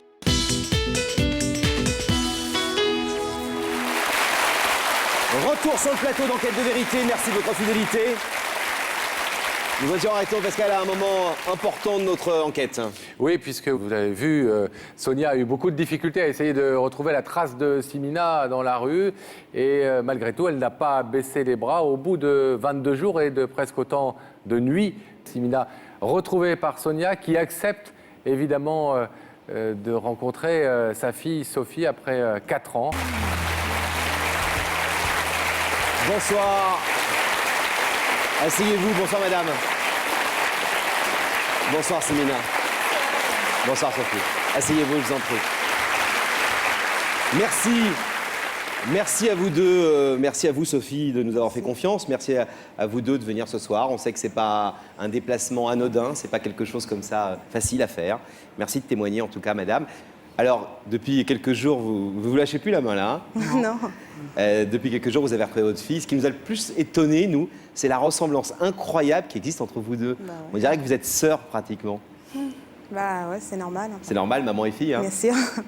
Alors vous, soyons clairs, hein, Sophie, vous ne voulez pas proposer à votre maman la baguette magique, etc. C'est une notion importante, cette notion-là, ce soir, parce qu'on vient de parler beaucoup du monde dans lequel vous vivez en ce moment, madame. Qu'est-ce que vous attendez, vous, offrir à votre maman aujourd'hui? C'est quoi votre projet, à part la retrouver et ne plus la lâcher par la main? Bah, moi, en fait, ce que je veux, c'est qu'elle essaye de revivre normalement, comme tout le monde, en fait. Essayer d'avoir un appartement, refaire ses papiers, parce que bon, bah, elle n'a plus de papiers, essayer d'avoir un travail, essayer de tourner de bons pieds. Votre premier projet, Sophie, soyons clairs, c'était avant tout déjà de savoir si elle allait bien. Bien sûr. Et de reprendre ce contact avec une maman qui vous manquait terriblement. Là, bien sûr. Puis bon, bah, c'était surtout aussi lui présenter ma famille, parce que bon, bah, j'ai un enfant, j'ai un mari, et puis bah, j'attends un deuxième enfant, donc c'était lui présenter ma famille. Alors Simina, vous, comment vous vivez cette sorte de brutale irruption de notre monde dans le vôtre, de ce monde avec des caméras, du bruit, des lumières un peu différentes de celles que vous vivez dans la rue? C'est émouvant. Vous avez vu son bébé déjà, son petit? Oui, oui, oui, oui. Et alors, grand-mère? Bah, heureuse.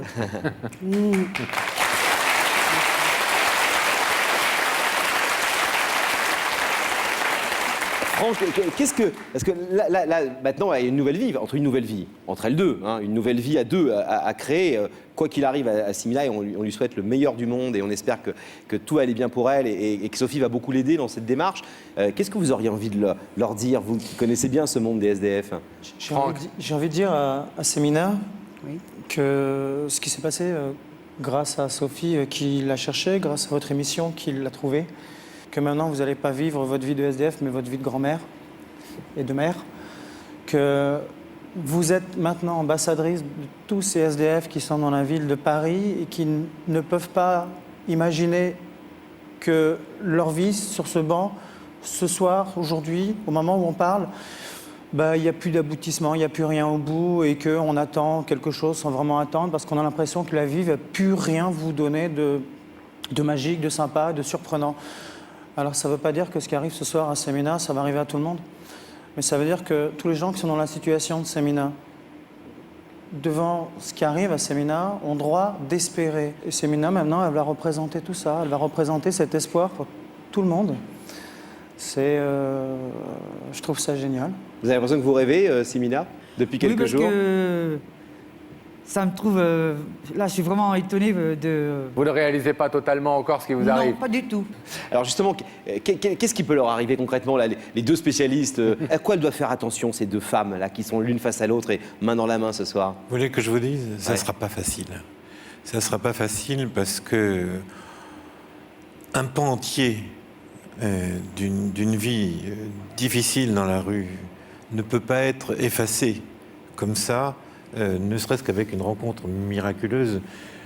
Et il y a eu trop d'obstacles à franchir. On a une sorte d'initiation dans la survie. Et ça ne peut pas se passer du jour au lendemain. Et on a droit à l'échec. Et donc, je le dis, c'est une rencontre miraculeuse et qu'on cherche toujours à reconstruire un lien, et un lien d'amour. Donc, là, c'est un plus. Mais le chemin est long et difficile. Et moi, je vous souhaite vraiment que ça marche. Franck, un dernier mot ? Moi, il y a quelque chose que je vois, c'est le photographe qui le voit. J'ai photographié trop de gens qui aiment quelqu'un, mais l'autre n'est pas là. Je sais que ces deux personnes s'aiment. Donc, quoi qu'il vous arrivera à l'avenir de l'une à l'autre, que vous pouvez vous dire, vous vous aimerez toujours, parce que ça se voit. Voilà.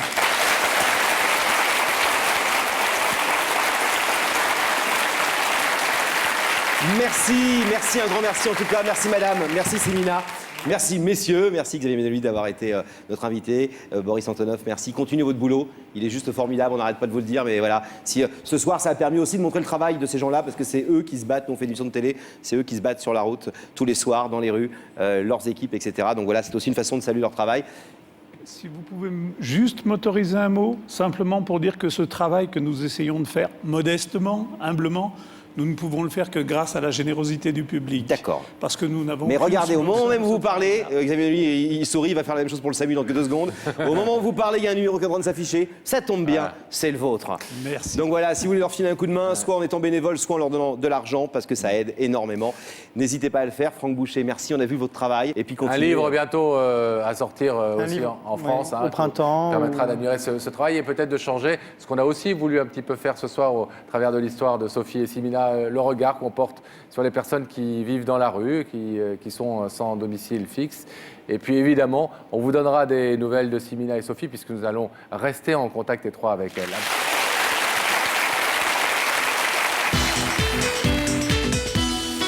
On va maintenant parler d'une histoire qui va évidemment toucher énormément tous les parents qui nous regardent et puis je pense tous les téléspectateurs en général, puisqu'il s'agit d'une histoire d'enlèvement d'enfants par son papa, après la séparation avec la maman de la petite fille. Et oui, cela fait 5 ans que Philomène, la personne qu'on va recevoir dans quelques instants, n'a pas revu sa petite fille Carla, qui a aujourd'hui 9 ans, depuis que son papa, un jour de visite normale, l'a prise avec lui et ne l'a plus jamais ramenée au domicile de la maman. Philomène nous a demandé de l'aider à retrouver la trace de Carla. Regardez tout de suite la première étape de notre enquête. Aujourd'hui, notre journaliste Nathalie répond à un appel au secours de Philomène. Cette maman en détresse nous a contactés pour tenter de retrouver sa fille Carla. Nathalie se rend à Lyon pour s'entretenir avec Philomène afin de connaître en détail son histoire et les raisons pour lesquelles son ex-compagnon a enlevé sa fille en 2001.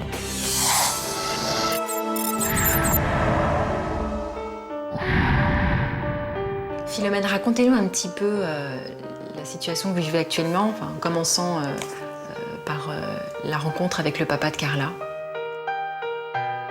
Le papa de Carla, je l'ai rencontré à Saint-Étienne quand j'étais étudiante en 3e année.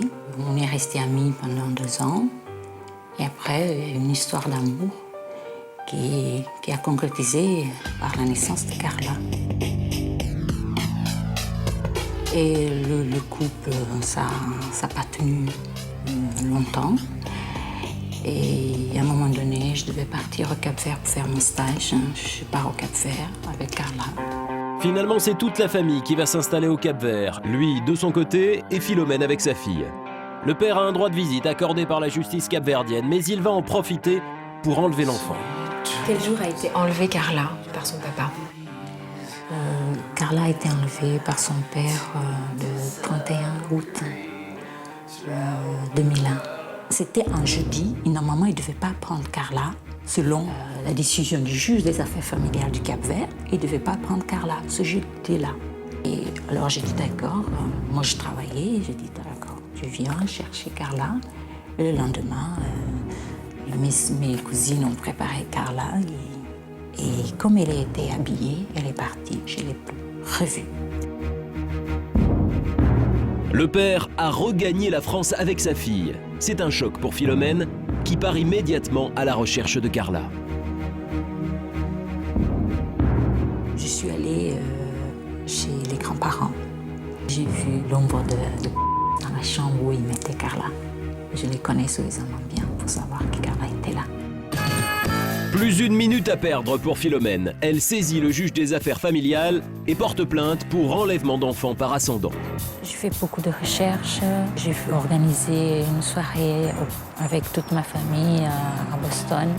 Pour la même occasion, j'ai fait des t-shirts avec les photos de Carla. Pour Philomène, tous les moyens sont bons pour retrouver la chair de sa chair. J'ai aussi fait faire un article par un journaliste, André Gavidia, le lundi 21 avril 2003. L'intitulé, c'était « Rendez-moi ma fille ».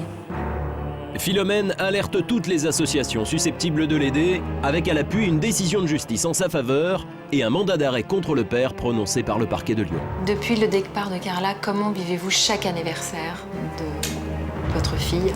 Depuis 5 ans, tous les 29 mai, un cadeau attend Carla dans sa chambre. Je n'ai pas pu résister. J'ai pensé à elle, donc je l'ai emballée, je l'ai gardée. Et pour qu'elle sache que je pense à elle chaque anniversaire.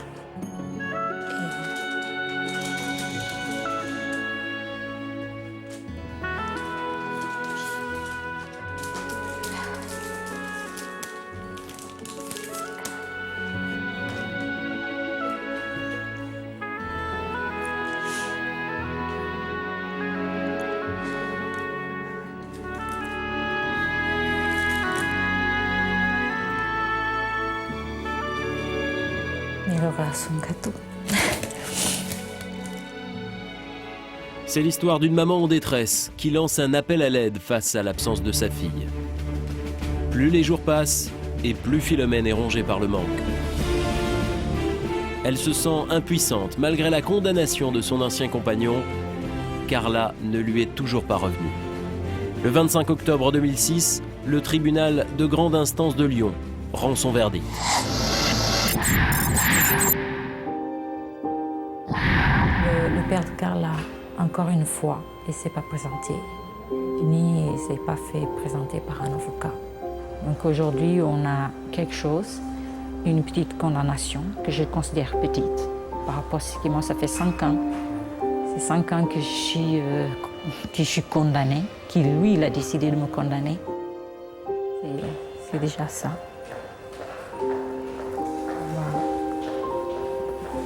2 ans de prison pour le père de Carla, c'est insuffisant aux yeux de Philomène, toujours séparée de sa fille. Mais en quête de vérité, décide de prendre le relais. Les informations de Philomène nous conduisent tout droit en Espagne, pays d'origine du père de Carla. Seule solution pour Nathalie, se rendre sur place pour en savoir plus. Son but, retrouver Carla. On va voir avec Nathalie dans quelques instants, notre journaliste. Bonsoir Nathalie. Bonsoir. L'état de l'enquête de cette affaire dont on va s'occuper assez régulièrement. Nous sommes avec Gilles Leclerc, sous-directeur à la PJ, police judiciaire. Ça peut s'applaudir. Et puis surtout, nous allons retrouver tout de suite Philomène, qui va nous retrouver sur ce plateau. Philomène.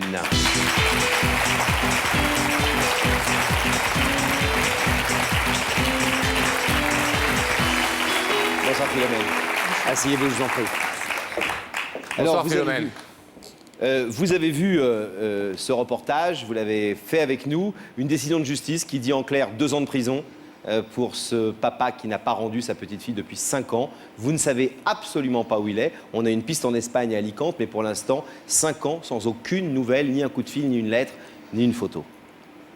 Oui, 5 ans. C'est long, c'est dur, c'est difficile.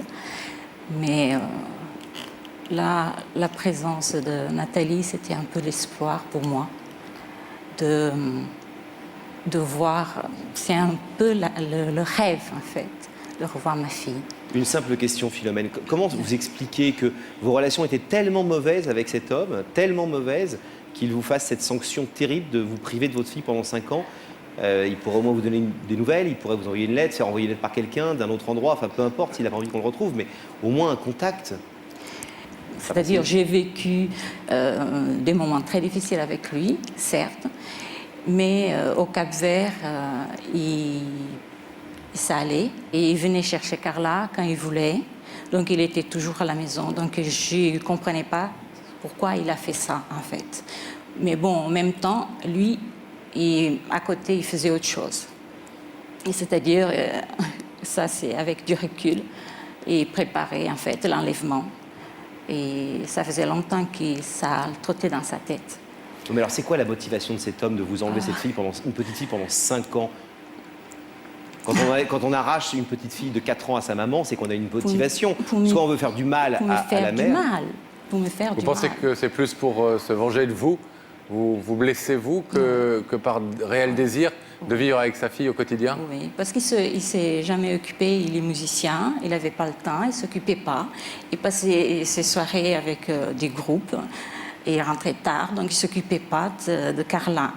Et au début, je me suis dit, il a pris ma fille pour sa mère, pour donner à sa maman, qui était très attachée à ma fille. Mais c'était la grand-mère.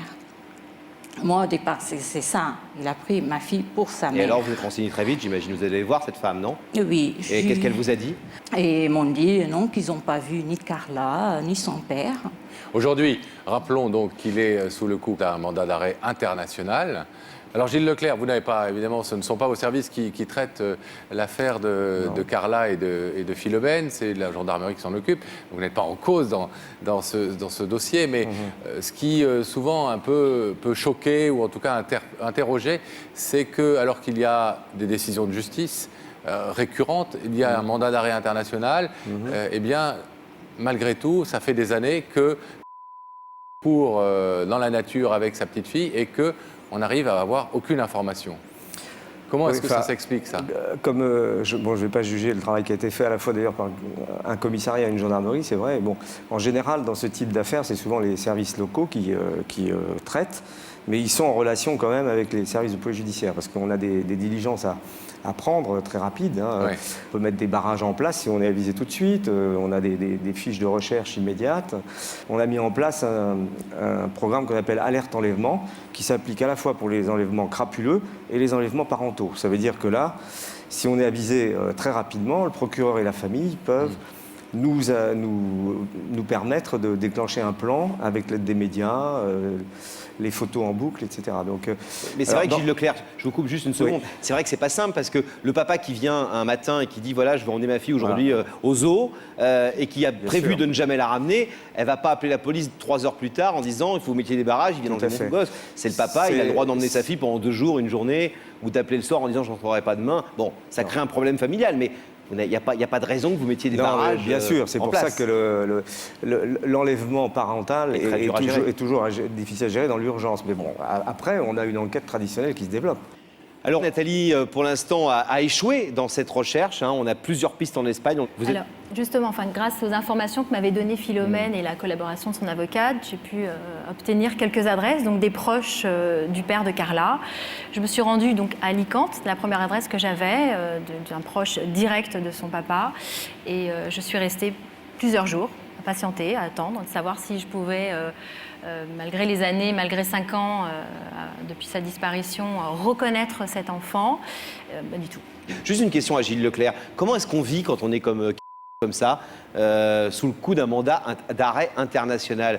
Parce que là, il ne vit pas en Chine ou il vit vraisemblablement en Espagne. Ouais. Ça veut dire qu'à n'importe quel moment, il a un contrôle routier, par exemple, il peut se faire prendre par la police espagnole et maintenant, il y a Interpol qui fonctionne, etc. Encore faut-il savoir, faut-il qu'il sache que le mandat d'arrêt européen lui a été décerné, puisque bon, si j'ai bien compris, il n'y avait ni une représentation de son avocat, ni lui-même, donc évidemment. Ce qui est sûr, c'est que j'imagine qu'il prend des précautions, mais bon, est-il en Espagne? Je suis content de voir l'enquête qui a été menée par Nathalie, mais bon, il faut quand même un peu plus de précision pour ça. Bon, par contre, si effectivement il y a des choses tangibles, on peut largement et relativement facilement faire vérifier, puisqu'on a quand même une coopération avec les Espagnols qui est remarquable. Et puis maintenant qu'il y a un mandat d'arrêt européen, ils sont compétents ipso facto. Donc à n'importe quel moment, effectivement, ils peuvent être contrôlés et arrêtés. Est-ce que des émissions comme celle-ci qui permettent de médiatiser des affaires de recherche d'enfants enlevés par leurs parents notamment, ça peut aider aussi le travail de la police, de la gendarmerie? Bien sûr, puisque bon, à partir du moment où on médiatise et qu'on a plus de témoins possibles grâce à la petite lucarne, ça peut nous amener évidemment à des témoignages. Encore faut-il trier. Bien sûr, après. Non, par contre, ce que je voudrais dire sur les enlèvements parentaux, c'est que malgré les chiffres qui sont relativement bas par rapport aux autres infractions, il y a quand même à peu près 90 à 95% des cas qui sont résolus. Donc, je veux dire, c'est quand même une partie infinitésimale qui n'est pas réglée, et notamment, la plupart du temps, lorsque les enfants sont emmenés à l'étranger. Sinon, en général, dans l'Hexagone, c'est réglé. On espère que ça va donner une lueur d'espoir supplémentaire à Philomène, et la médiatisation et le fait que le mandat d'arrêt international soit maintenant délivré et que, comme le dit Gilles Leclerc, il y a quand même une collaboration entre les polices qui peut permettre d'avoir des résultats, on l'espère. Bientôt, on se tiendra en tout cas très informé, Philomène, on va suivre cette histoire avec vous. Nathalie, vous continuez votre travail, Gilles Leclerc, merci en tout cas. Nathalie va être mon indique finalement. Voilà. Et vous allez certainement rester en contact. Philomène, on fera tout ce qu'on peut pour vous aider. Et puis si ce soir des gens ont des choses, des idées, des pistes, pourquoi pas, ils savent à qui s'adresser, au service de police concerné. C'est la meilleure des choses à faire. Merci madame et à bientôt, j'espère, sur ce plateau avec des bonnes nouvelles et votre petite fille qui sera peut-être là. Merci.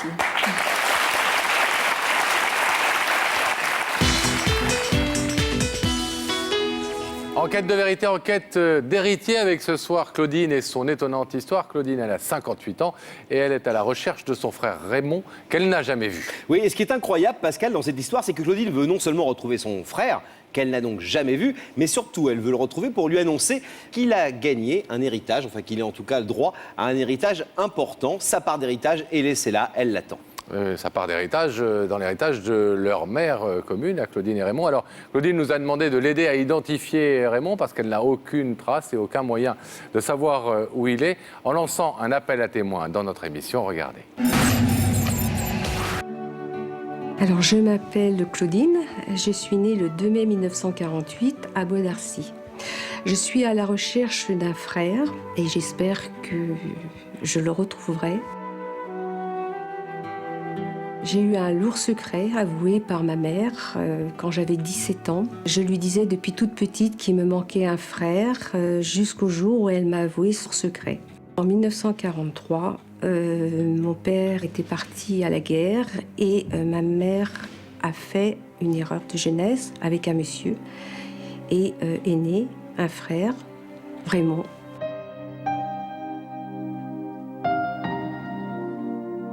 Elle t'a mis au monde dans le Puy-de-Dôme ou dans l'Allier. Et puis après, elle t'a abandonné à l'orphelinat de Clermont-Ferrand parce que papa a demandé, comme tu n'étais pas son fils, qu'elle ne te garde pas.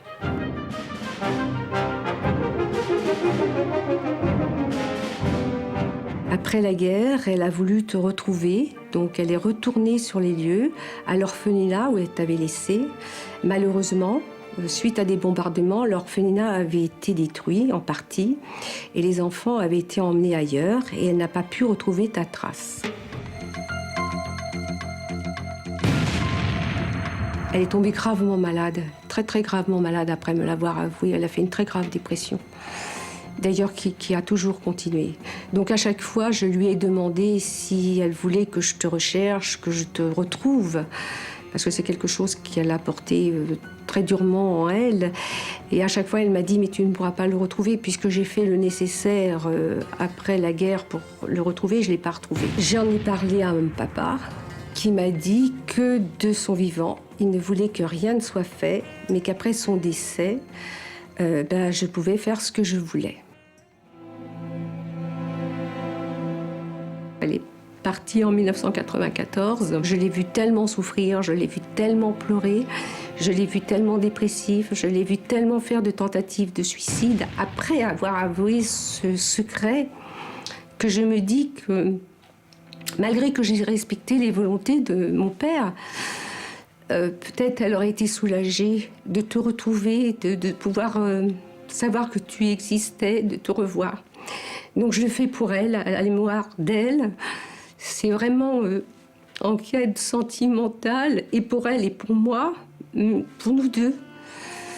Peu importe ce qui s'est passé, je crois qu'elle en a souffert toute sa vie. D'ailleurs, tout ce qui s'est déroulé après cet aveu l'a démontré, que ça a été une souffrance de t'avoir abandonné, de ne pas t'avoir retrouvé.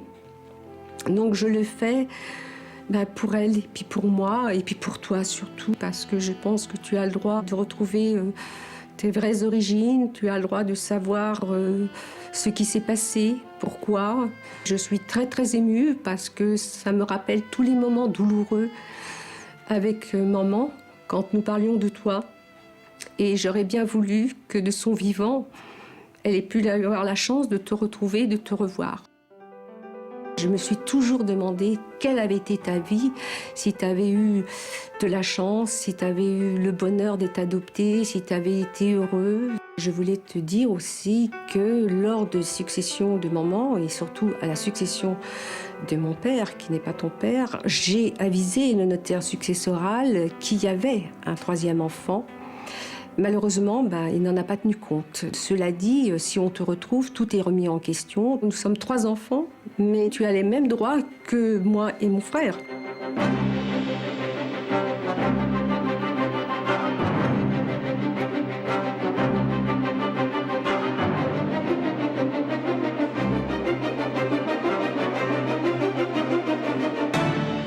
Donc écoute, j'espère que mes efforts aboutiront. De ton côté, si tu as le moindre indice qui te fait dire que c'est une possibilité que nous soyons frères et sœurs, n'hésite pas. Moi, je suis là. Je continuerai ma recherche. Faisant autant, Raymond. Quelque part, je t'attends, mais je te cherche. On reçoit sur ce plateau tout de suite, mesdames et messieurs, Claudine.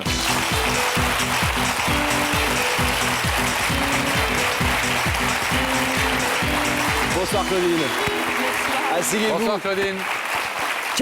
Quelle belle démarche. Non, franchement, c'est une histoire qui nous a beaucoup touchés parce que d'abord retrouver son frère, c'est bien, mais en plus vous êtes même prêt à remettre en question une succession, c'est quand même important. Oui. Beaucoup se diraient, je connais pas ce frère, en plus on va partager l'héritage en 3 plutôt qu'en 2. Je laisse tomber. Non. Non. Qu'est-ce qui motive vraiment ça? C'est un profond sentiment de justice et oui. C'est avant tout l'envie de retrouver ce frère et puis lui dire, tant qu'à faire, si on te retrouve, tu as le droit aussi à ta part. C'est le retrouver en premier, mais c'est aussi ne pas oublier qu'il a ses droits. Il a déjà perdu beaucoup de choses et même s'il a toujours été dans la pensée, dans le cœur de ma mère et même dans mes pensées, il a ce droit et je crois qu'on ne doit pas l'oublier. Et... Vous êtes toujours comme ça dans la vie, particulièrement équitable, oui. Et c'est une ligne de vie oui. Que vous avez toujours suivie? Oui. C'est ferme, hein, c'est clair. Ah, oui. Ce qui est très beau dans votre histoire, c'est cette maman, et vous avez d'ailleurs beaucoup d'émotions quand vous parlez d'elle, hein, on a vu des photos d'elle, etc., qui n'a jamais connu son enfant, qui ne l'a jamais vu, qui a dû l'abandonner dans un orphelinat parce que ce n'était pas le fils de son homme. Quoi. Donc c'est une histoire qui a pesé dans votre famille très très longtemps, et on a l'impression que la souffrance de votre mère, vous la portez toujours en vous.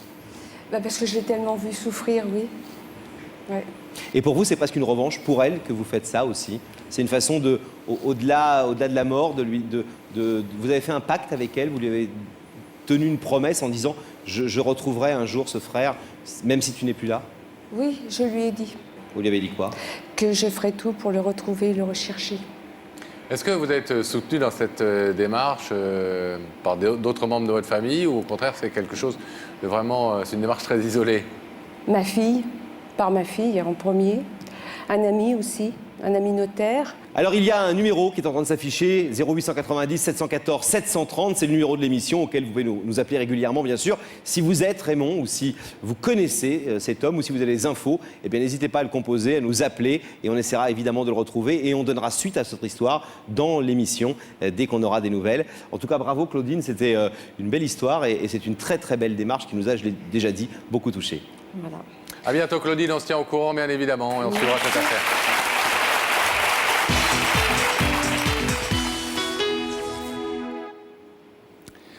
C'est la fin de ce numéro d'Enquête de vérité. Merci de nous avoir suivis. Un petit mot Pascal, juste quelques secondes. Accordez-nous quelques secondes pour vous parler de ça, le sac à sapin. C'est une association qui qui nous touche beaucoup. Pascal et moi, vous le savez, on la parraine depuis longtemps. Handicap international. Vous le connaissez, le sac à sapin. Vous mettez votre vieux sapin dedans. Ça permet de faire un peu d'écologie, de gestes écologiques. Et ça permet surtout, sur les 5 € que ça vous coûte, de reverser 1,30 € aux personnes handicapées. Voilà, pensez-y à l'approche des fêtes de Noël. Et puis bien sûr, si vous voulez faire appel à nos services pour vous aider à retrouver une personne disparue ou que vous ne connaissez pas mais que vous recherchez, eh bien vous nous contactez à ce numéro de téléphone 0890 714 730. Également, si vous avez des informations utiles pour l'une de nos enquêtes ou pour faire progresser l'un des appels à témoins auxquels vous avez assisté ce soir, vous pouvez également nous écrire à l'adresse mail qui s'affiche en ce moment même sur vos écrans. Bonne fin de soirée sur TF1 et on se retrouve bientôt pour un nouveau numéro d'Enquête de vérité. À bientôt. Pour une prochaine émission, suite à un accident ou une maladie, l'un de vos proches est amnésique. Pour l'aider à récupérer la mémoire, vous souhaitez retrouver des membres de son entourage passé. Votre fille souhaitait devenir mannequin à la suite d'un casting, elle a disparu sans laisser de traces. Vous avez côtoyé le monde de la nuit et vous souhaitez aujourd'hui aider une amie à quitter cet univers. Vous êtes atteint d'une maladie et vous recherchez des membres de votre famille pour un don d'organes, de sang ou de moelle osseuse. Contactez-nous au 0890 714 730. Oh